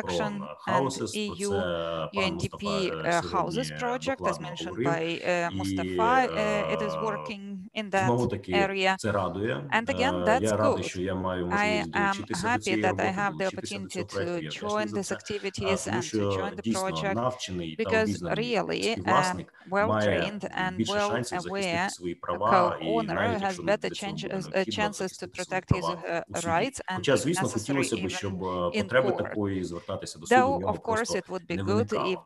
Я колись почув таку фразу, що в Україні люблять не міняти закони, але не люблять їх змінювати. Перепрошую, не люблять їх виконувати. Хотілося б, щоб в нас дійсно закони просто виконувалися. Щоб не тільки на папері, але і на практиці. Завжди всюди поважалася недоторкана священна власність. Щоб поважалися спільно прийняті рішення. І самими співвласниками, і органами місцевого самоврядування, і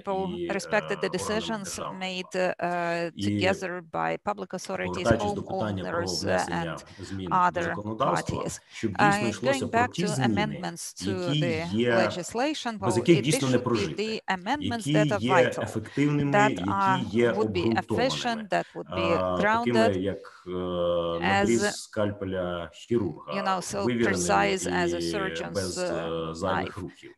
Бо тому що здається, от, що це так просто.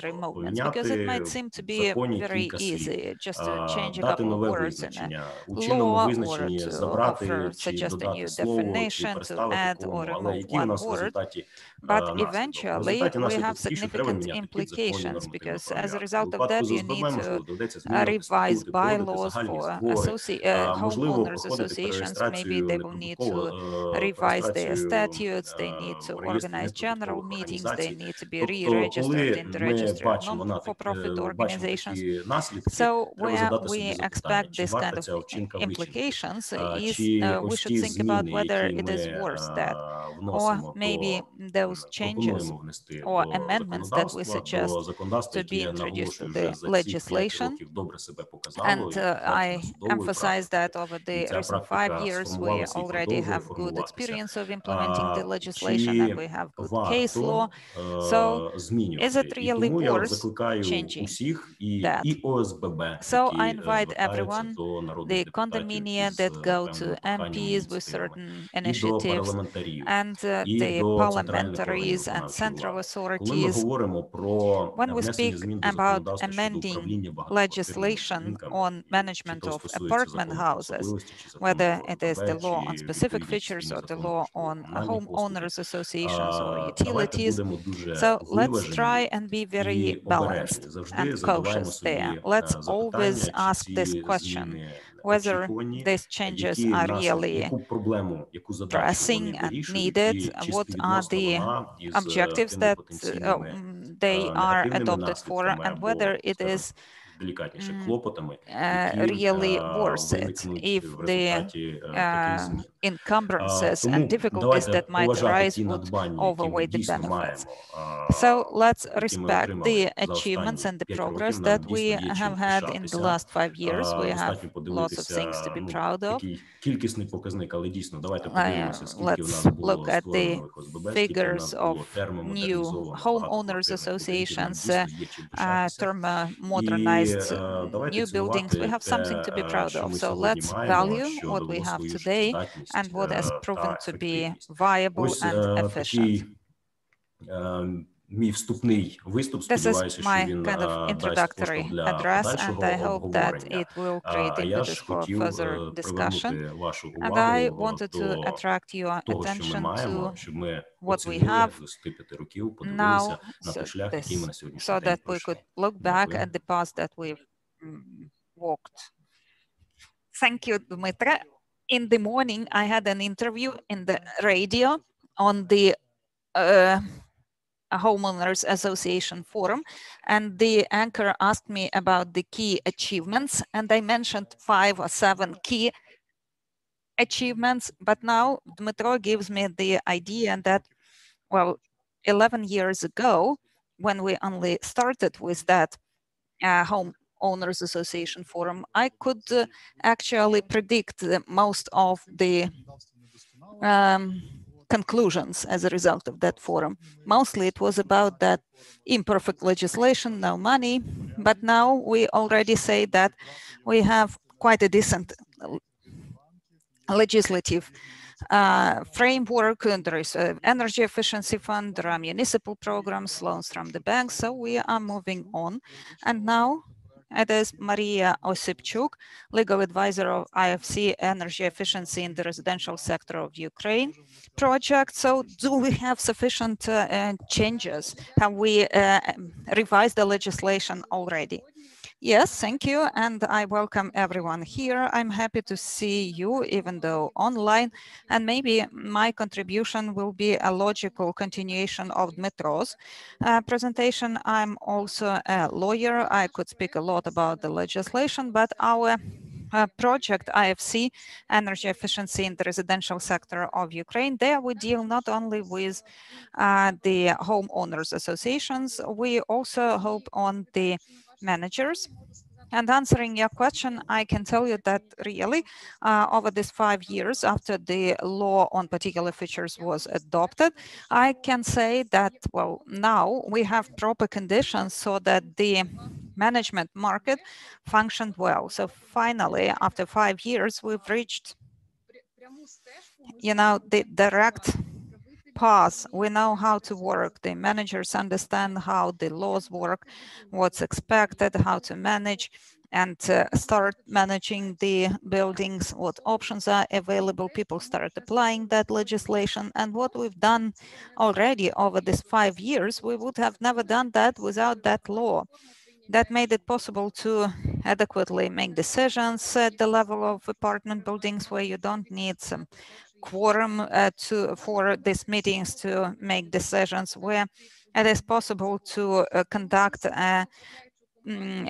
survey for those who are not present in the meeting, or where how to act where people are unhappy with their managing companies, but they don't want to create homeowners associations. So now there are options for people to look for optimal ways to manage their buildings. So when people come to see me and to have consultations, it seems that sometimes they do want to create homeowners associations, but they may be apprehensive. They say, we have jobs of our own. We will not have time for multi-apartment buildings and their management if we create homeowners associations. And finally, I can answer this question, because when co-owners create homeowners associations, they don't need to do everything, all managerial aspects to cover all of them on their own. They can engage contractors to manage and administer their activities. They can engage manager that will ensure everything necessary to provide for managing their apartment building. Or if they do have time, if there is a neighbor who would like to do that, they can hire staff and with their own resources do everything possible to manage their building. So now we are free to choose. We have that freedom to choose how to manage our apartment houses. But why are there so many comments about imperfect legislation? Because again, going back to Dmytro's presentation, I absolutely agree that we don't have enough awareness. Not everybody understands how the law works, and there are a lot of myths that are supported by various politicians, like you don't need to create homeowners associations that will bring problems to you. No, you need to share the knowledge with people. You need to explain what we now have available due to those legislative amendments that were introduced 5 years ago. Because the greatest problem that I see in all cities in Ukraine, because before the lockdown, we held seminars for managers in all oblasts of Ukraine. And there, the greatest number of questions was about that lack of understanding. People would be ready to do that, but they lack awareness and understanding. So I invite everyone to not only be very balanced about amending legislation, but also to focus not so much on amending adopted laws, but on full-fledged awareness raising educational campaigns, so that we could create this information space for co-owners, for managers, for professionals, business persons who work in that area, so that they realized all of these rules of the game that apply to all of these opportunities, so that they could use those. Because apart from managing the houses and getting some money for that, professional managers may become project managers, and they can accompany modernization programs or projects implemented by the Fund for Energy Efficiency. This is another opportunity, because now there is this crisis in the labor market, and here you can develop your business. There is demand for professionals, and those who can manage several buildings, they can expand their activities. They can become project managers, and thus they can receive additional funds. So I invite everyone to remember, keep in mind those opportunities that are available now, to use those to create that information space, so that we could develop the management market, and so that we could make our co-owners even more responsible, so that they understood their rights and were ready to stand up for them. So that's it on my side, and thank you. Thank you for this 11th forum, and thank you for this initiative, due to which we can, on the annual basis, check where we are and see the results that we do deliver on the annual basis. Thank you for that. Thank you, Maria. And actually, we are the communication platform that disseminates information, raises awareness. And I think that in every city, there are sectors and departments that deal with homeowners associations. They're responsible. And also the international projects that you represent, probably they have done a lot for homeowners associations, and I'm happy to hear that it's not representatives of the government who speak about sufficiency of the legislation, but rather international organizations and independent experts. And now we go on. I pass the floor to one of our most experienced participants who's been with us since the first forum. This is Ms. Victoria Pogorelova, head of the charitable foundation Pro OSBB. So, Victoria, it's been a long time. We are happy to hear and see you. Looking forward. Thank you, Alexander. Thank you for this. And I wish you all the best, good health to all participants of this unusual all Ukrainian or Homeowners Association Forum. Well, for us, that's really a festivity. It is about joy of exchange of energy, exchange of knowledge, and also exchange of those mistakes that we have made during the past year, so that the people who follow us, they found it easier to do that. Well, this discussion is on energy efficiency, and what is energy efficiency for me? Actually, it is about my personal comfort. You have very different feelings when you live in ordinary house or a modernized house. And due to the co-owners, I have a chance to live in a house that developed thermal modernization activities for many years, since 1998. Now, homeowners associations have an opportunity to quicker make their houses energy efficient. So to me, it is about personal comfort above all. That's also about energy independence of our state. This is an opportunity to pass land to those who inherited and to pass the titles. Energy efficiency creates the basis so that first our house, then the country, then the planet became more livable. And if we want to have that all in the future, we need to now engage in energy efficiency. Well, the forum, it is always about memories from those 11 years that precede this day. And you remember, Alexander, that at the first, second, and the third fora, you were dreaming about having a local support program and state national support assistance programs. At the first forum, we could only dream about loans for homeowners associations from banks. But now it is our normal life. And once those loans were about our dreams, but now we have that. And I believe that those 4% that all of us are dreaming about now, that they will also come to become a reality, become a fact. And now speaking about energy efficiency, in order to make our houses comfortable, to support the independence of our state, to leave our land to our heirs. So, but we always get distracted from energy efficiency. Historically speaking, some time ago, we could not establish contacts with the legislator to adopt the law on homeowners associations. It was so hard without that law. Then we had to wait long for adoption of amendments to the law on homeowners associations. And now we have a different thing. We are distracted from energy efficiency by legislative initiatives. The legislative initiatives that nobody requested. They take a lot of our time and they distract us. These are issues or aspects that could have long been settled at the level of bylaws. Dmytro mentioned that we already have this case law, and according to courts, the civil code, the laws on homeowners association, well, that's all true, but we have gaps regarding bylaws.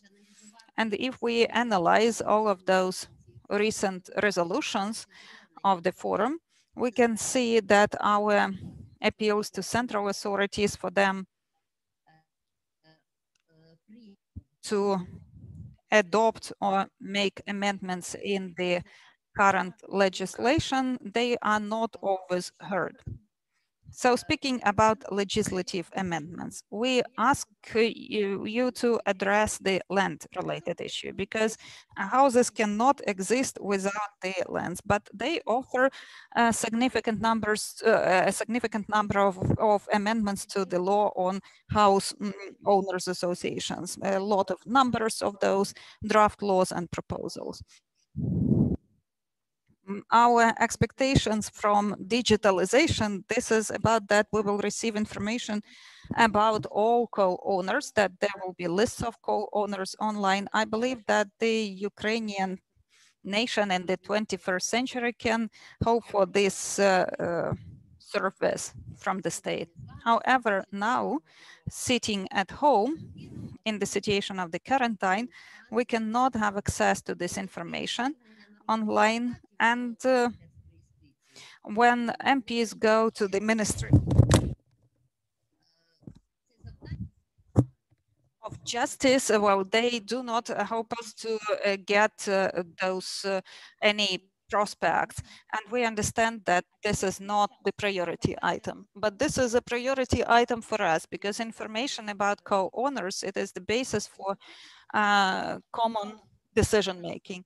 However, when they speak about digitalization, while they speak about digitalization, we see reincarnation of the draft law 4118, which is a new draft law that in September was submitted to the parliament by MPs. And again, now the associations will have to fight rather than create. But our mission is creating,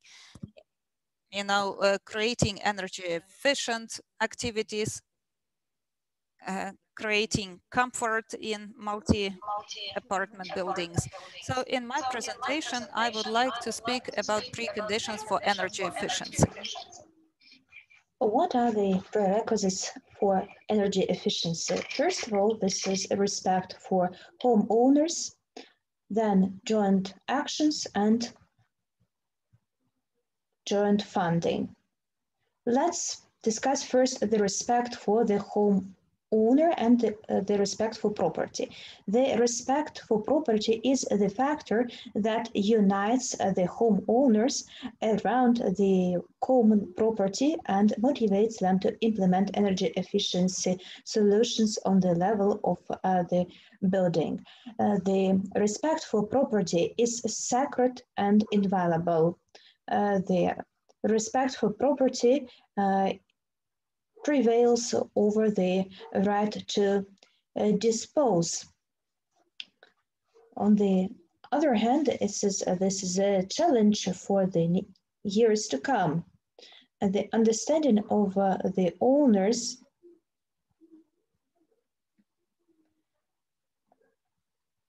is not the skill of Ukrainian society. They do not realize that any time they can refuse anyone the access to their house. This should be changed in the years to come. Over the past 5 years, Ukraine has learned the lesson about the responsibility for managing and keeping the common property. The next years should be used to teach people respect for the property and jointly made decisions. The respect for property should not be shouldn't be forgotten by the MPs who come up with all these legislative initiatives. Then the local authorities and the homeowners should always keep this respect for property in mind. If you're a homeowner and if you are willing to use your apartment not for your own residence, you will have to ask for the consent of other homeowners. If the apartment owner is willing to make it an office or non-residential premise. And if the homeowners are against this decision, they reconcile with this decision. The new owner, while receiving the rights, has to accept the responsibilities together with the rights, and the rights and there where the rights of other people start. The new owners joining the association are not always informed about the decisions made before. So this information should be included into the unified register. And this information should be brought to the attention of the new owners at the moment of the purchase. The property is sacred and inviolable. Any kind of good intentions can justify the violation of the property right, and the property right prevails over the right to dispose. So the respect for the property right is the prerequisite for the energy efficiency in the buildings, in the multi-apartment buildings. This is the first focus I would like to speak about. Then the second key element, joint funding. The access to money should be affordable. That's what homeowner associations expect from the energy efficiency fund. The homeowner associations would like to use the services of so-called revolving funds with the transparent services.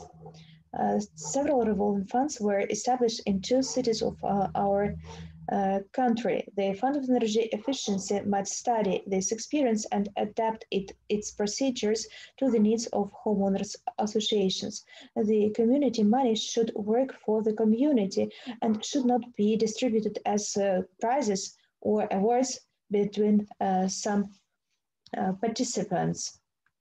If we study the history of energy efficiency, we'll realize the time of gifts remains in the past. The basis for energy efficiency is joint funding. The energy efficiency requires cheap and affordable money, and this is the reality. This is the reality. The elephant of thermal modernization can be eaten in parts, but this eating of the elephant should be a continuous process. The energy efficiency measures can be implemented step by step in a continuous manner. This can be done by means of cheap money. This is what our homeowners currently need. I would agree with Maria and Dmytro, who said that today the legislation enables homeowners to make joint decisions, even if there are no homeowners associations in the houses. If we are dreaming of 100% of houses or buildings covered by associations, then this dream may come true, because 100% of houses or owners living in these houses can make decisions. So make these decisions even in the houses which are not covered by the homeowner associations. You can create the demand, and soon we will have the product. The first part of my speech will be dedicated to joint actions. It is not very comfortable to work with homeowners associations because they do not accept lies. That's what I've heard from some politicians. The politicians who are able to speak sincerely and honestly with the citizens can have dialogue with homeowners associations. Politicians usually are willing to cooperate with somebody useful and small. But there are lots of us, and it is not comfortable to communicate with us if you are not willing to speak the truth.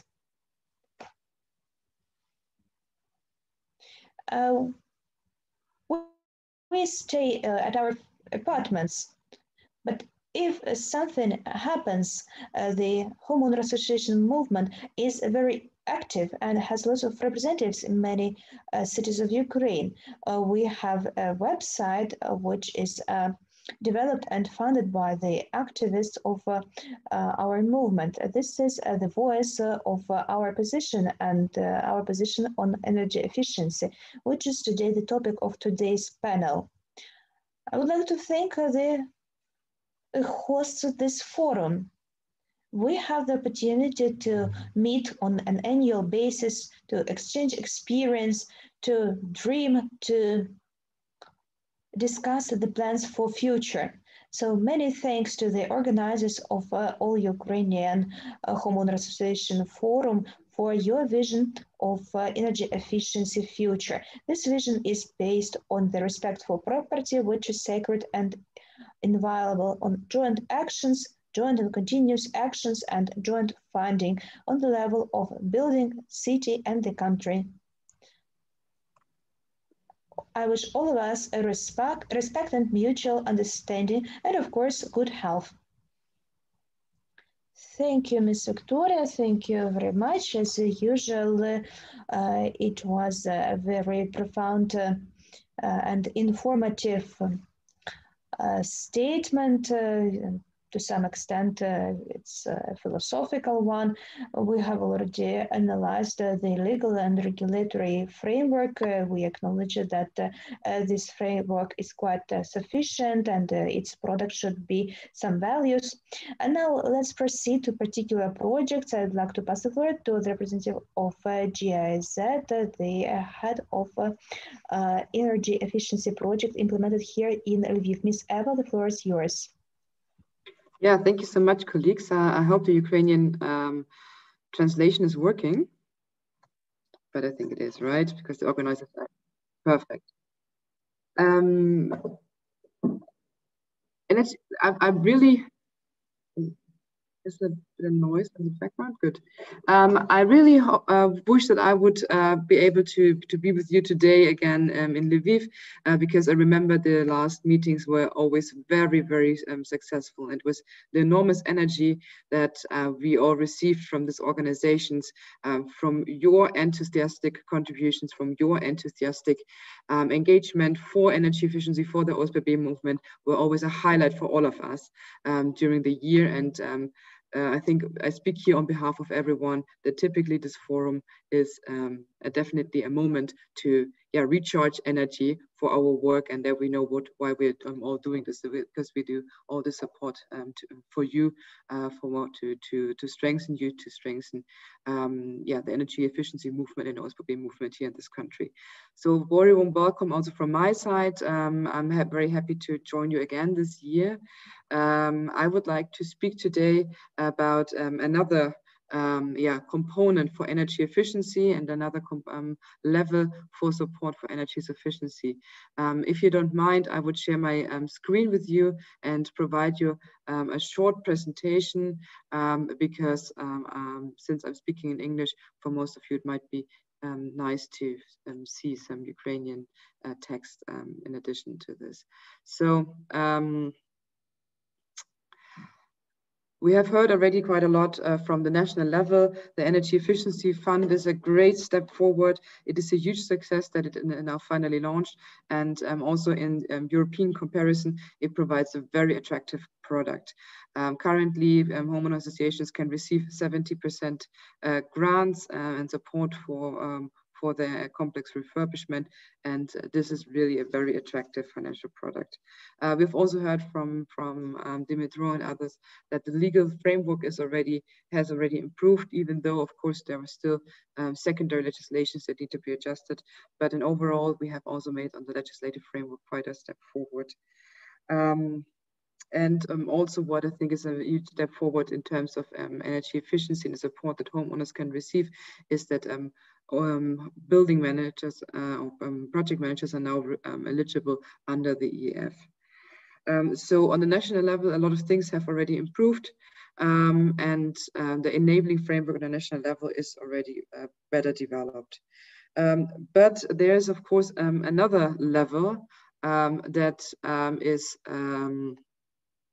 is also very important for energy efficiency in the residential sector, and this is the municipal level. Municipal levels the municipalities are also a key actor, a key contributor for energy efficiency in the residential buildings. And I would like to outline now for you why energy efficiency in the residential sector is also for municipalities very attractive, and why they are a key actor here, and maybe also give some ideas how the municipalities can play an even stronger role. Municipalities, why should municipalities support energy efficiency? Why is this an attractive field for municipalities also to support? Is that this is something that they can provide to their homeowners, that they can provide to their residents, a tangible support to offer services, to offer support. They can, for instance, support in informational campaigns. They can support in identifying regions or sub-districts where they want to increase energy efficiency in general. They can support in developing local markets for energy auditors, so they can support the business to develop and to provide support for their residents. And they can also provide support for OSBBs to develop and to found themselves, to establish and then apply for energy efficiency for support programs, like, for instance, Energy Efficiency Fund. And of course, municipalities can also provide additional financial support. The municipalities are close to the people. They know their buildings, they know the people, they know where are the needs, and thus they are the perfect intermediary for energy efficiency. Why is it also important for municipalities to engage in energy efficiency in the residential sector? The residential sector houses are the biggest consumers of energy in the municipality. They are important for the municipality to achieve their sustainable development goals. They're important to reduce CO2 emissions in the city, but also important for municipalities to know where the energy consumption is in order to integrate this also in their strategic planning. And tools that we know from Europe, for instance, are, for instance, here spatial energy planning, are integrated urban development programs that then also integrate the residential sector, and that make use of the national available funds, make use on the local level, and contribute to increase the energy efficiency locally.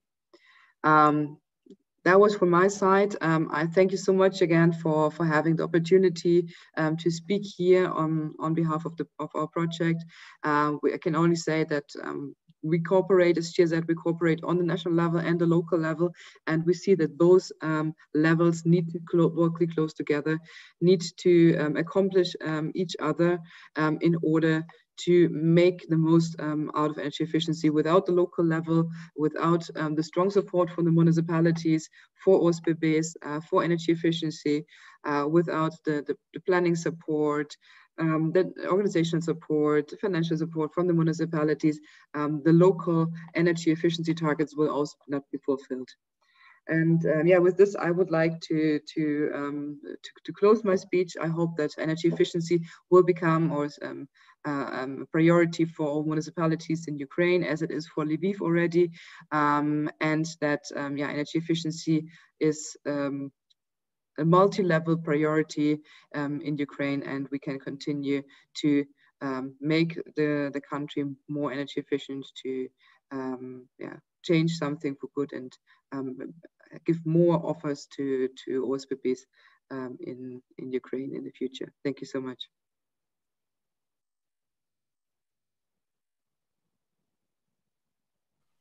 Miss Eva Maria, thank you very much. Due to the active operation of GIZ, we see lots of success stories demonstrating the energy efficiency in Ukraine and here in Lviv. And now I would like to introduce Mr. Roman Ravinsky, the advisor to the city of Lviv mayor on energy efficiency. I'm very glad to see you. What could you recommend to develop the homeowner associations? Hopefully you can see and hear me well. Thank you for invitation. I would like to say that first of all, we are speaking about the energy efficiency of homeowner associations. We've got dozens of thousands of multi-apartment buildings all across Ukraine that have been that were built many years ago, but the thermal modernization has not touched upon these houses yet. We observe currently a small clusterization, but there is no potent movement. And actually why? We've learned today that the legal and the regulatory framework has been developed and it is satisfactory. There are tools, there are financial incentives, but actually what are the barriers? I would like to share about the Lviv initiative, which we implemented together with our partner city, German city of Freiburg. We implement a certain measure of energy efficiency, which I believe is a role model, and this project may demonstrate the opportunities for improvement. If we speak about property rights, we need to keep in mind that people are owners of their apartments. They make their decision when they turn their lights on or off, when they use water or when they don't use it, and they influence that. However, there is an important aspect. Almost 95% of the housing stock in Ukraine, they are all residents of these apartment buildings cannot actually decide how they are going to consume heating and energy because they live in multi-apartment buildings with the so-called vertical supply grid, and they cannot really influence their individual consumption. So we mentioned that our residential stock is very energy intensive, but this is really about lack of kind of individual decision making opportunities. So I wanted to present some information regarding individualization of multi-apartment buildings that makes it possible to regulate the heating on the apartment by apartment basis, but it is still about municipal heating. So let's watch a video. Our building was built back in 1980s. 108 apartments. Now we have joined the project, and it is now the second phase for installing bypasses in the building. And we are very grateful for everybody who has joined and who supports us in that project. We are grateful to the city for their support and to all of our residents who are quite loyal and tolerant about that, because first there was a lot of negative perception. People were apprehensive. They didn't know how that was going to work, but now they're happy. They have a chance to save heat, energy, and their money. So this year we are going to install bypasses on your heating devices, and we will do some equipment replacement, and eventually you will be able to distribute the heating, and thus you can pay not on the general basis, but only for what you consume. This is the basement of the multi-apartment building in Lyshivsky 2. Last year at the first stage we installed the heating point And this is the accumulator. This is the classical scheme that is used to modernize heating for apartment buildings. There are 47 lines, and we installed a hard company valves with hard support. We managed to set them to the optimal mode so that now there is equal distribution of heat. This equipment was used in the individual heating point, and this is the temperature regulator with independent regulation. This is the balancing exercise that we did, and that makes it possible to distribute heat all over the building to ensure balanced heating. And we installed temperature regulators in the apartments, and now residents can regulate the temperature in their apartments. Let me add that this system that was approved for installation, it was first installed in Lviv, and now it's going to cover the entire country. This is about the desire of the residents to do something for themselves and for their building, and now they will have a chance to pay for what they actually consume, for water supply and for heating. There are different methods to achieve that.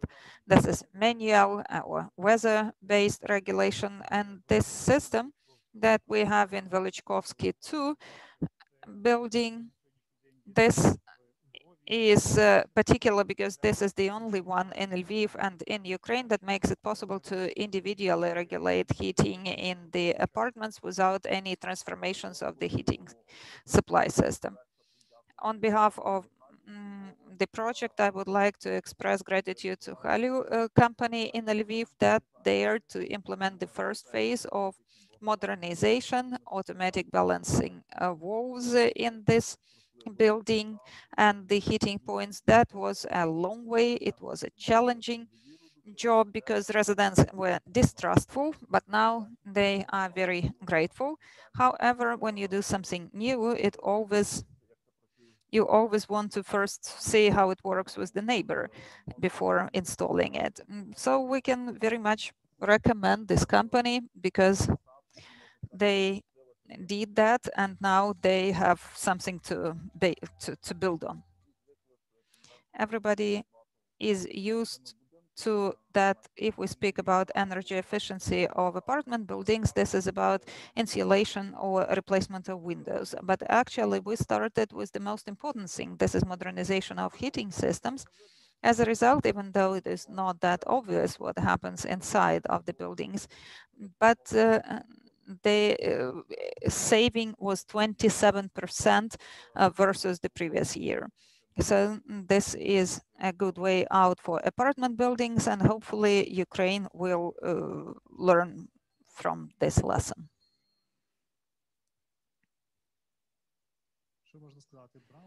Okay, bravo. And our previous speaker, Krzysztof Rulski, mentioned that you should start with what's inside, because insulation and windows, that should be the next step. Now, what's next, Roman? What are you planning to do in Resny, in other buildings? Well, that was the second phase, actually, which is the one that we're completing now. First, we installed the individual heating point with weather-based regulation and automatic balancing and hydraulics on every line. And for the first time in the last 30 years, there is adequate and balanced supply of heat to all apartments in the building. And people were so much surprised that they said that some of heating devices started operating for the first time ever. And of course, there was some distrust, and there were no stories of implementing this approach, but actually this is 10% of wall insulation. And we decided to invest, to make this investment. That would be the optimal, the best investment, because I am an energy specialist. By degree, I specialize in energy efficiency, so I could speak more or endlessly about that. And I'm so happy that we have implemented that in Lviv, because we have this homeowners associations, and now we have this pioneer initiative. And the next phase, so now we are completing this apartment by apartment regulation, and this is one pipe system. So we didn't cut pipes, we didn't do horizontal supply, so the interventions were minimal. People would come and you could see that it was so fast to connect them. The only challenge was that after we had all the permits and approvals, we discovered that in Ukraine we didn't have the required spare parts. We were looking everywhere in Ukraine, we couldn't find those anywhere. And Hertz company, I had to contact their central office in Vienna. They had to bring it from their warehouses, and they brought it to our contractor here. The next stage there, we want to not only regulate, but also to install heat distributors. And these are elements that you install immediately on the heating device. And they're digital, so it is possible to meter consumption apartment by apartment, because some people like it hotter, some like it cooler. So as a result,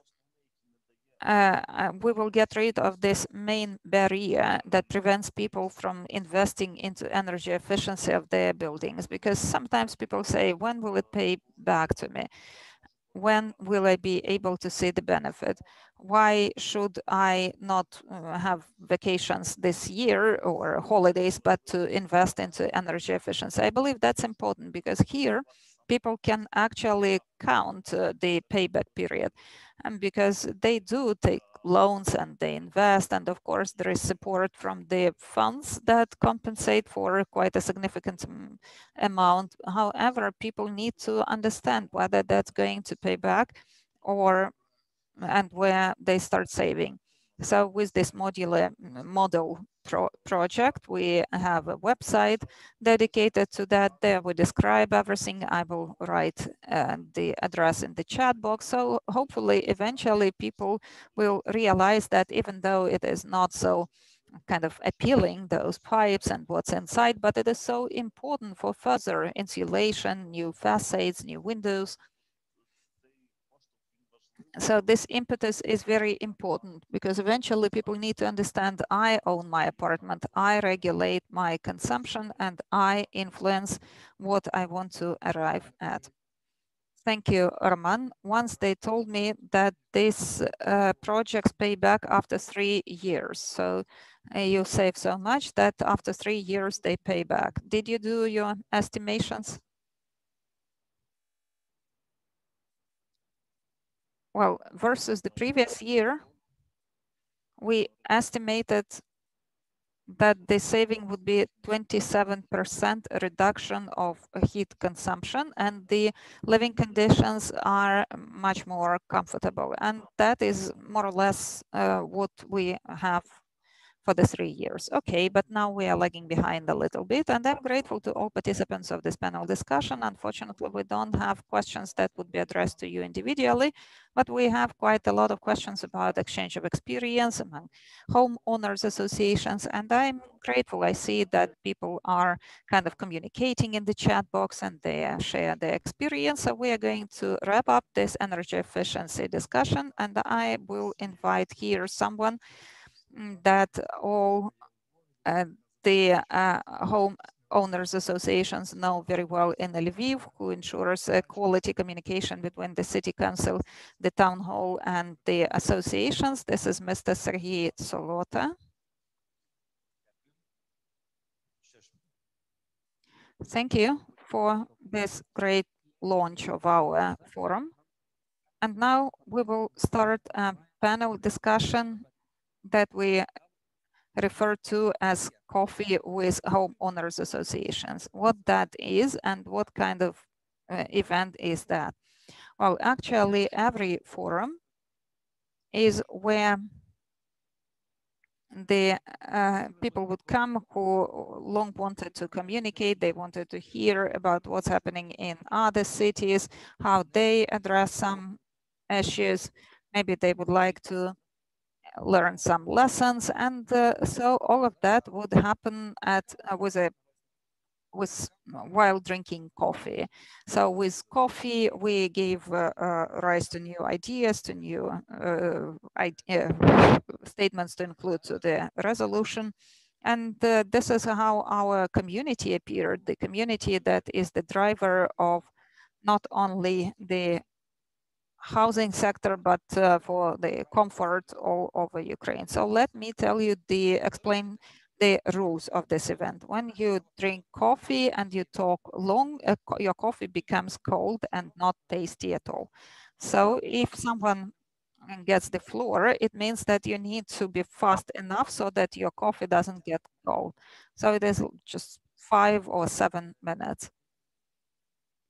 So second question, if you want to share something, you have an issue or a situation that you would like to present now at the national level, and then maybe you would like to engage into resolving it, in the chat box, indicate your name, surname, and raise hand. And I will see that on the screen, and you will have the opportunity to speak.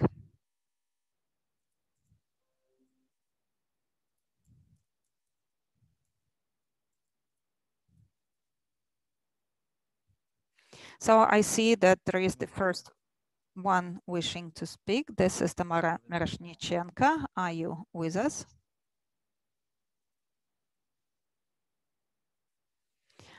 Good afternoon. We need to hear you now.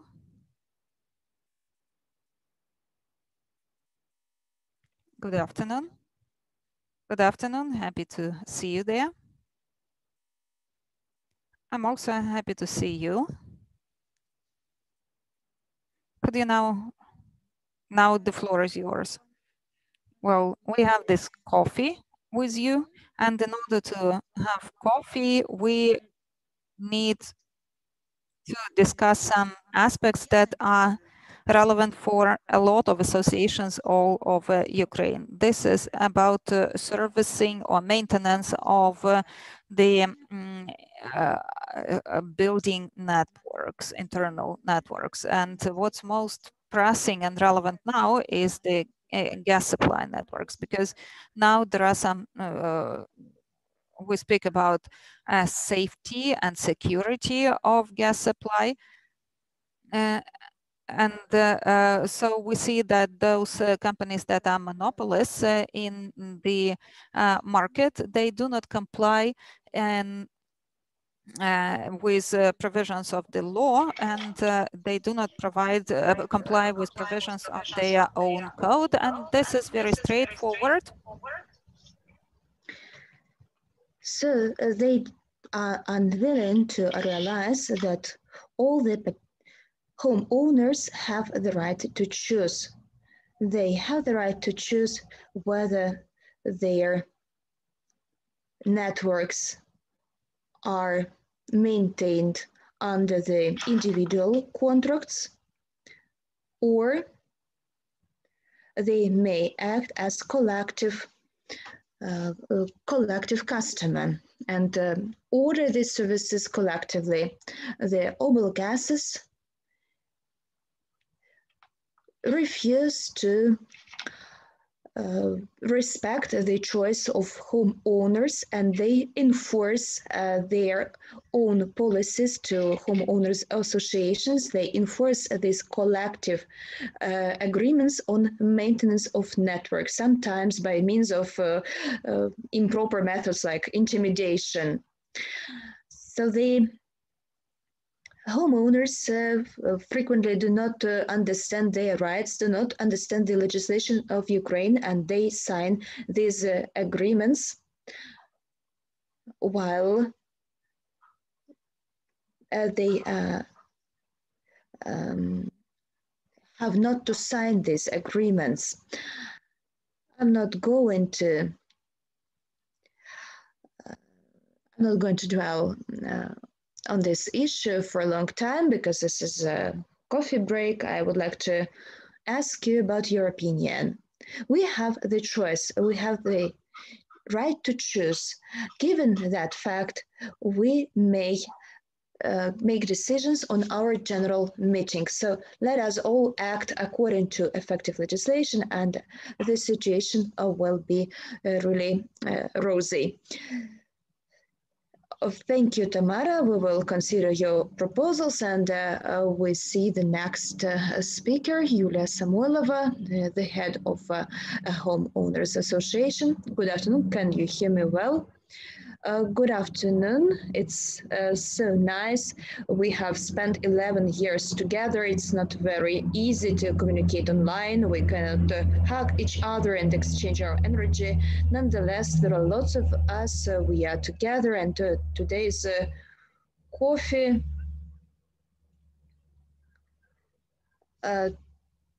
Today's coffee, of course, we drink in a virtual format.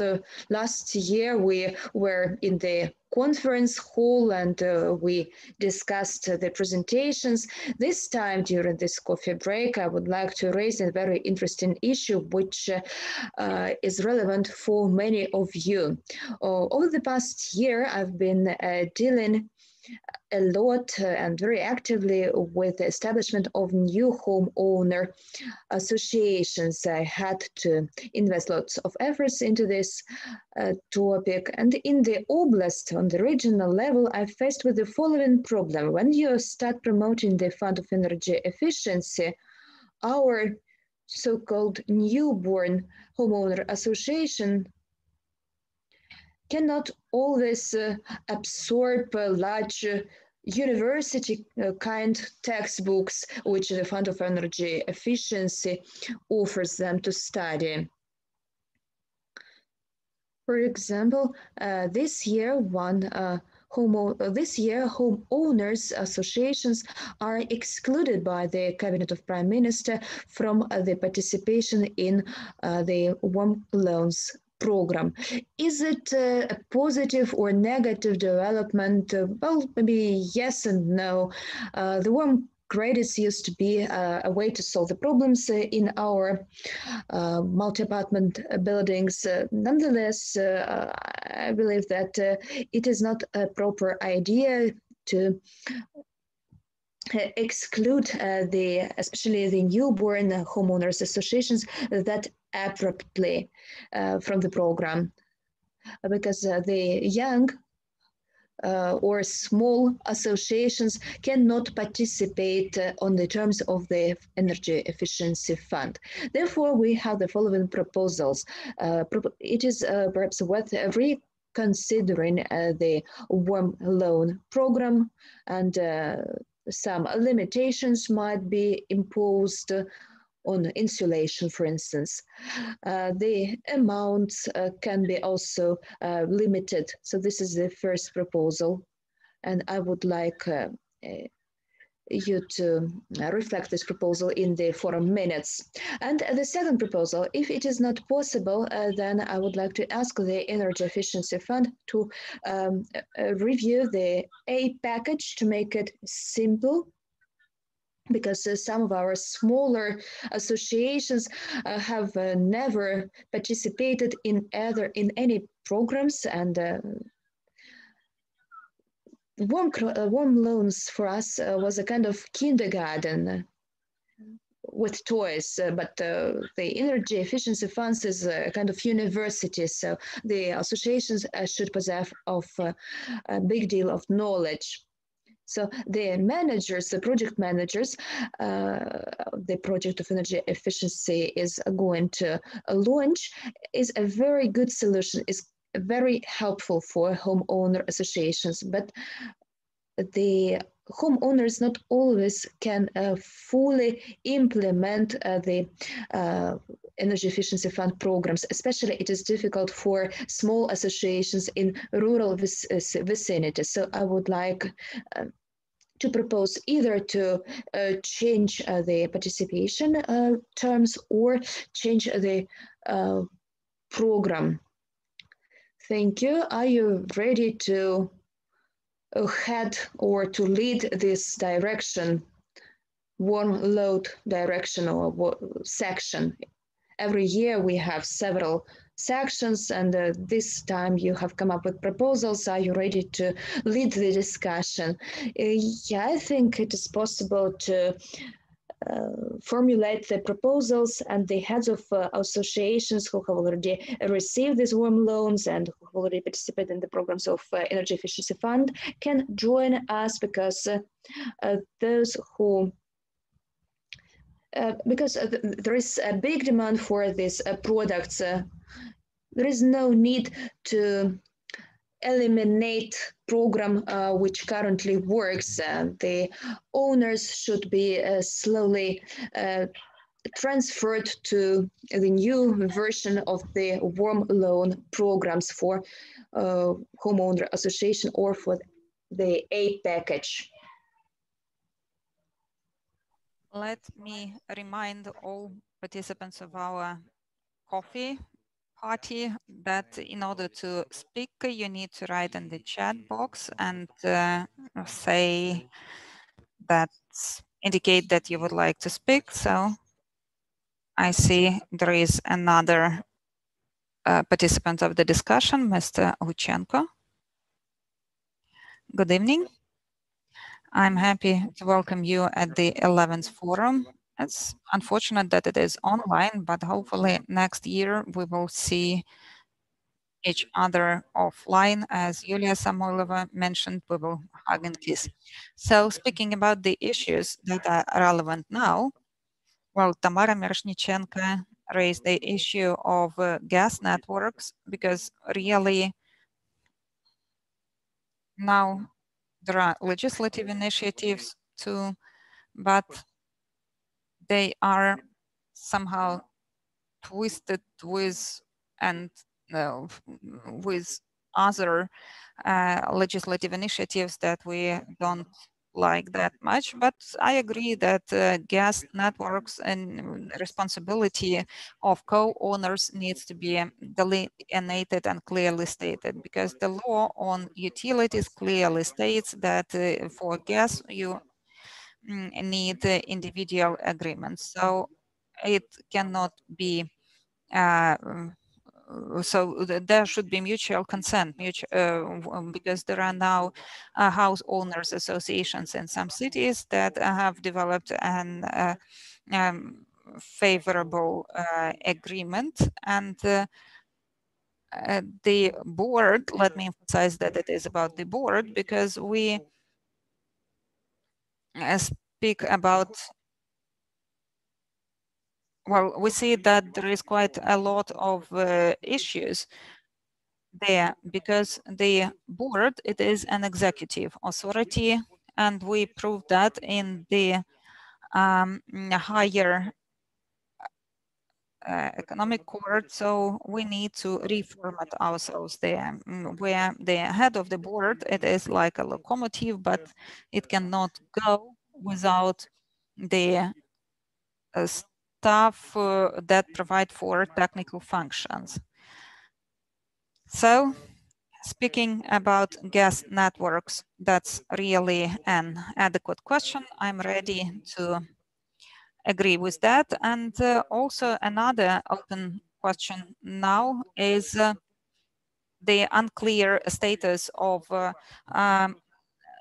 house owners associations in the law on the energy supply and energy market, because now we know about a number of litigations there. So electricity grids and relations with Oblenergo, developing the common rules, common approach to multi-apartment buildings.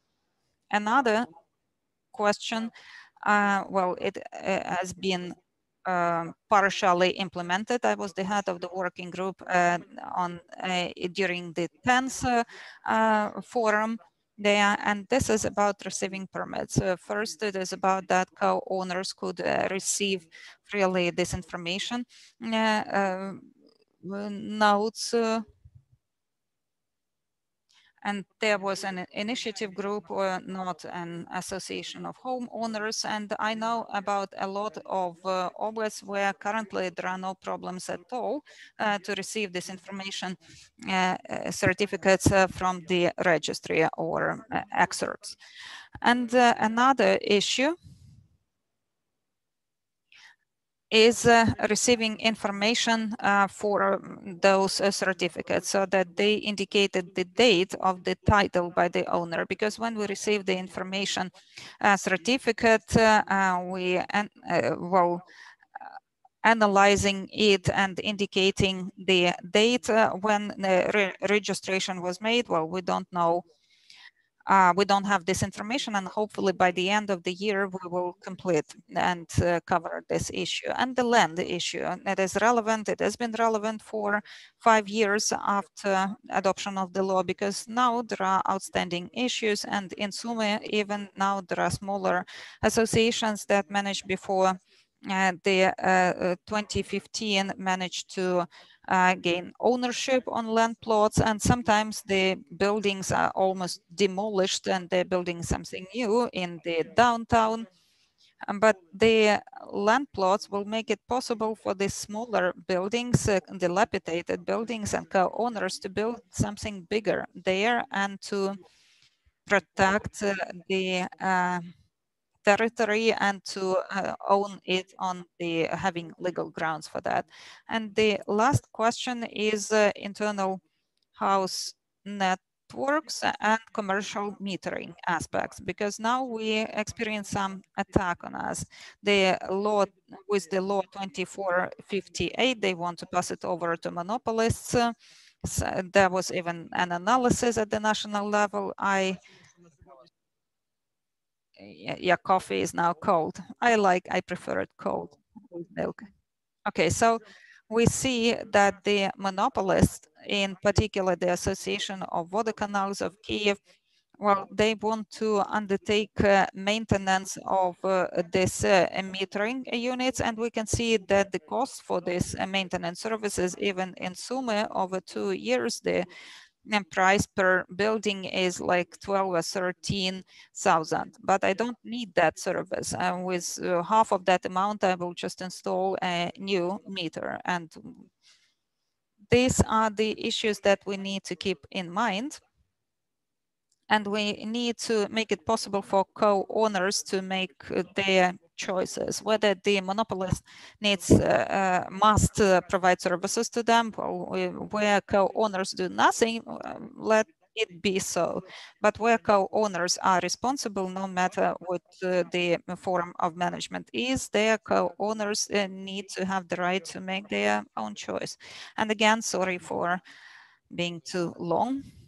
Thank you, Roman, for good coffee. I see that Ms. Yulia Sabatyuk would like to speak now. Good afternoon. I see that Oksana was supposed to speak before me, so I was not that ready. Okay, so now, dear colleagues, I'm very happy to see you all, or to hear you at least. And actually, we need to keep it in mind that the era of warm loans, warm credits is over. We will not go back to that, but I have a practical suggestion. As an independent member of the Fund for Energy Efficiency, I ask you to support me in suggesting that the fund goes back to considering the super light package. I mean, we have package A and package B. However, the offer, my suggestion, as well as yours, is that we develop a facilitated, simplified procedure for the Energy Efficiency Fund, maybe by amending the legislation. And if you support me there, then the super light package can be used by the Energy Efficiency Fund. And that is definitely the result that needs to be taken into account. Okay, now Oksana Horova, she is together with Tamara Miroshnichenko. You're welcome.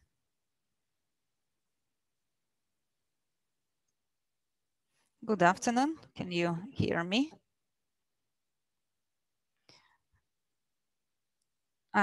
I welcome and I'm happy to see you, even though online. I would touch upon the aspect of interaction between homeowners associations and local governments and the tasks that we need to address and where and how we could learn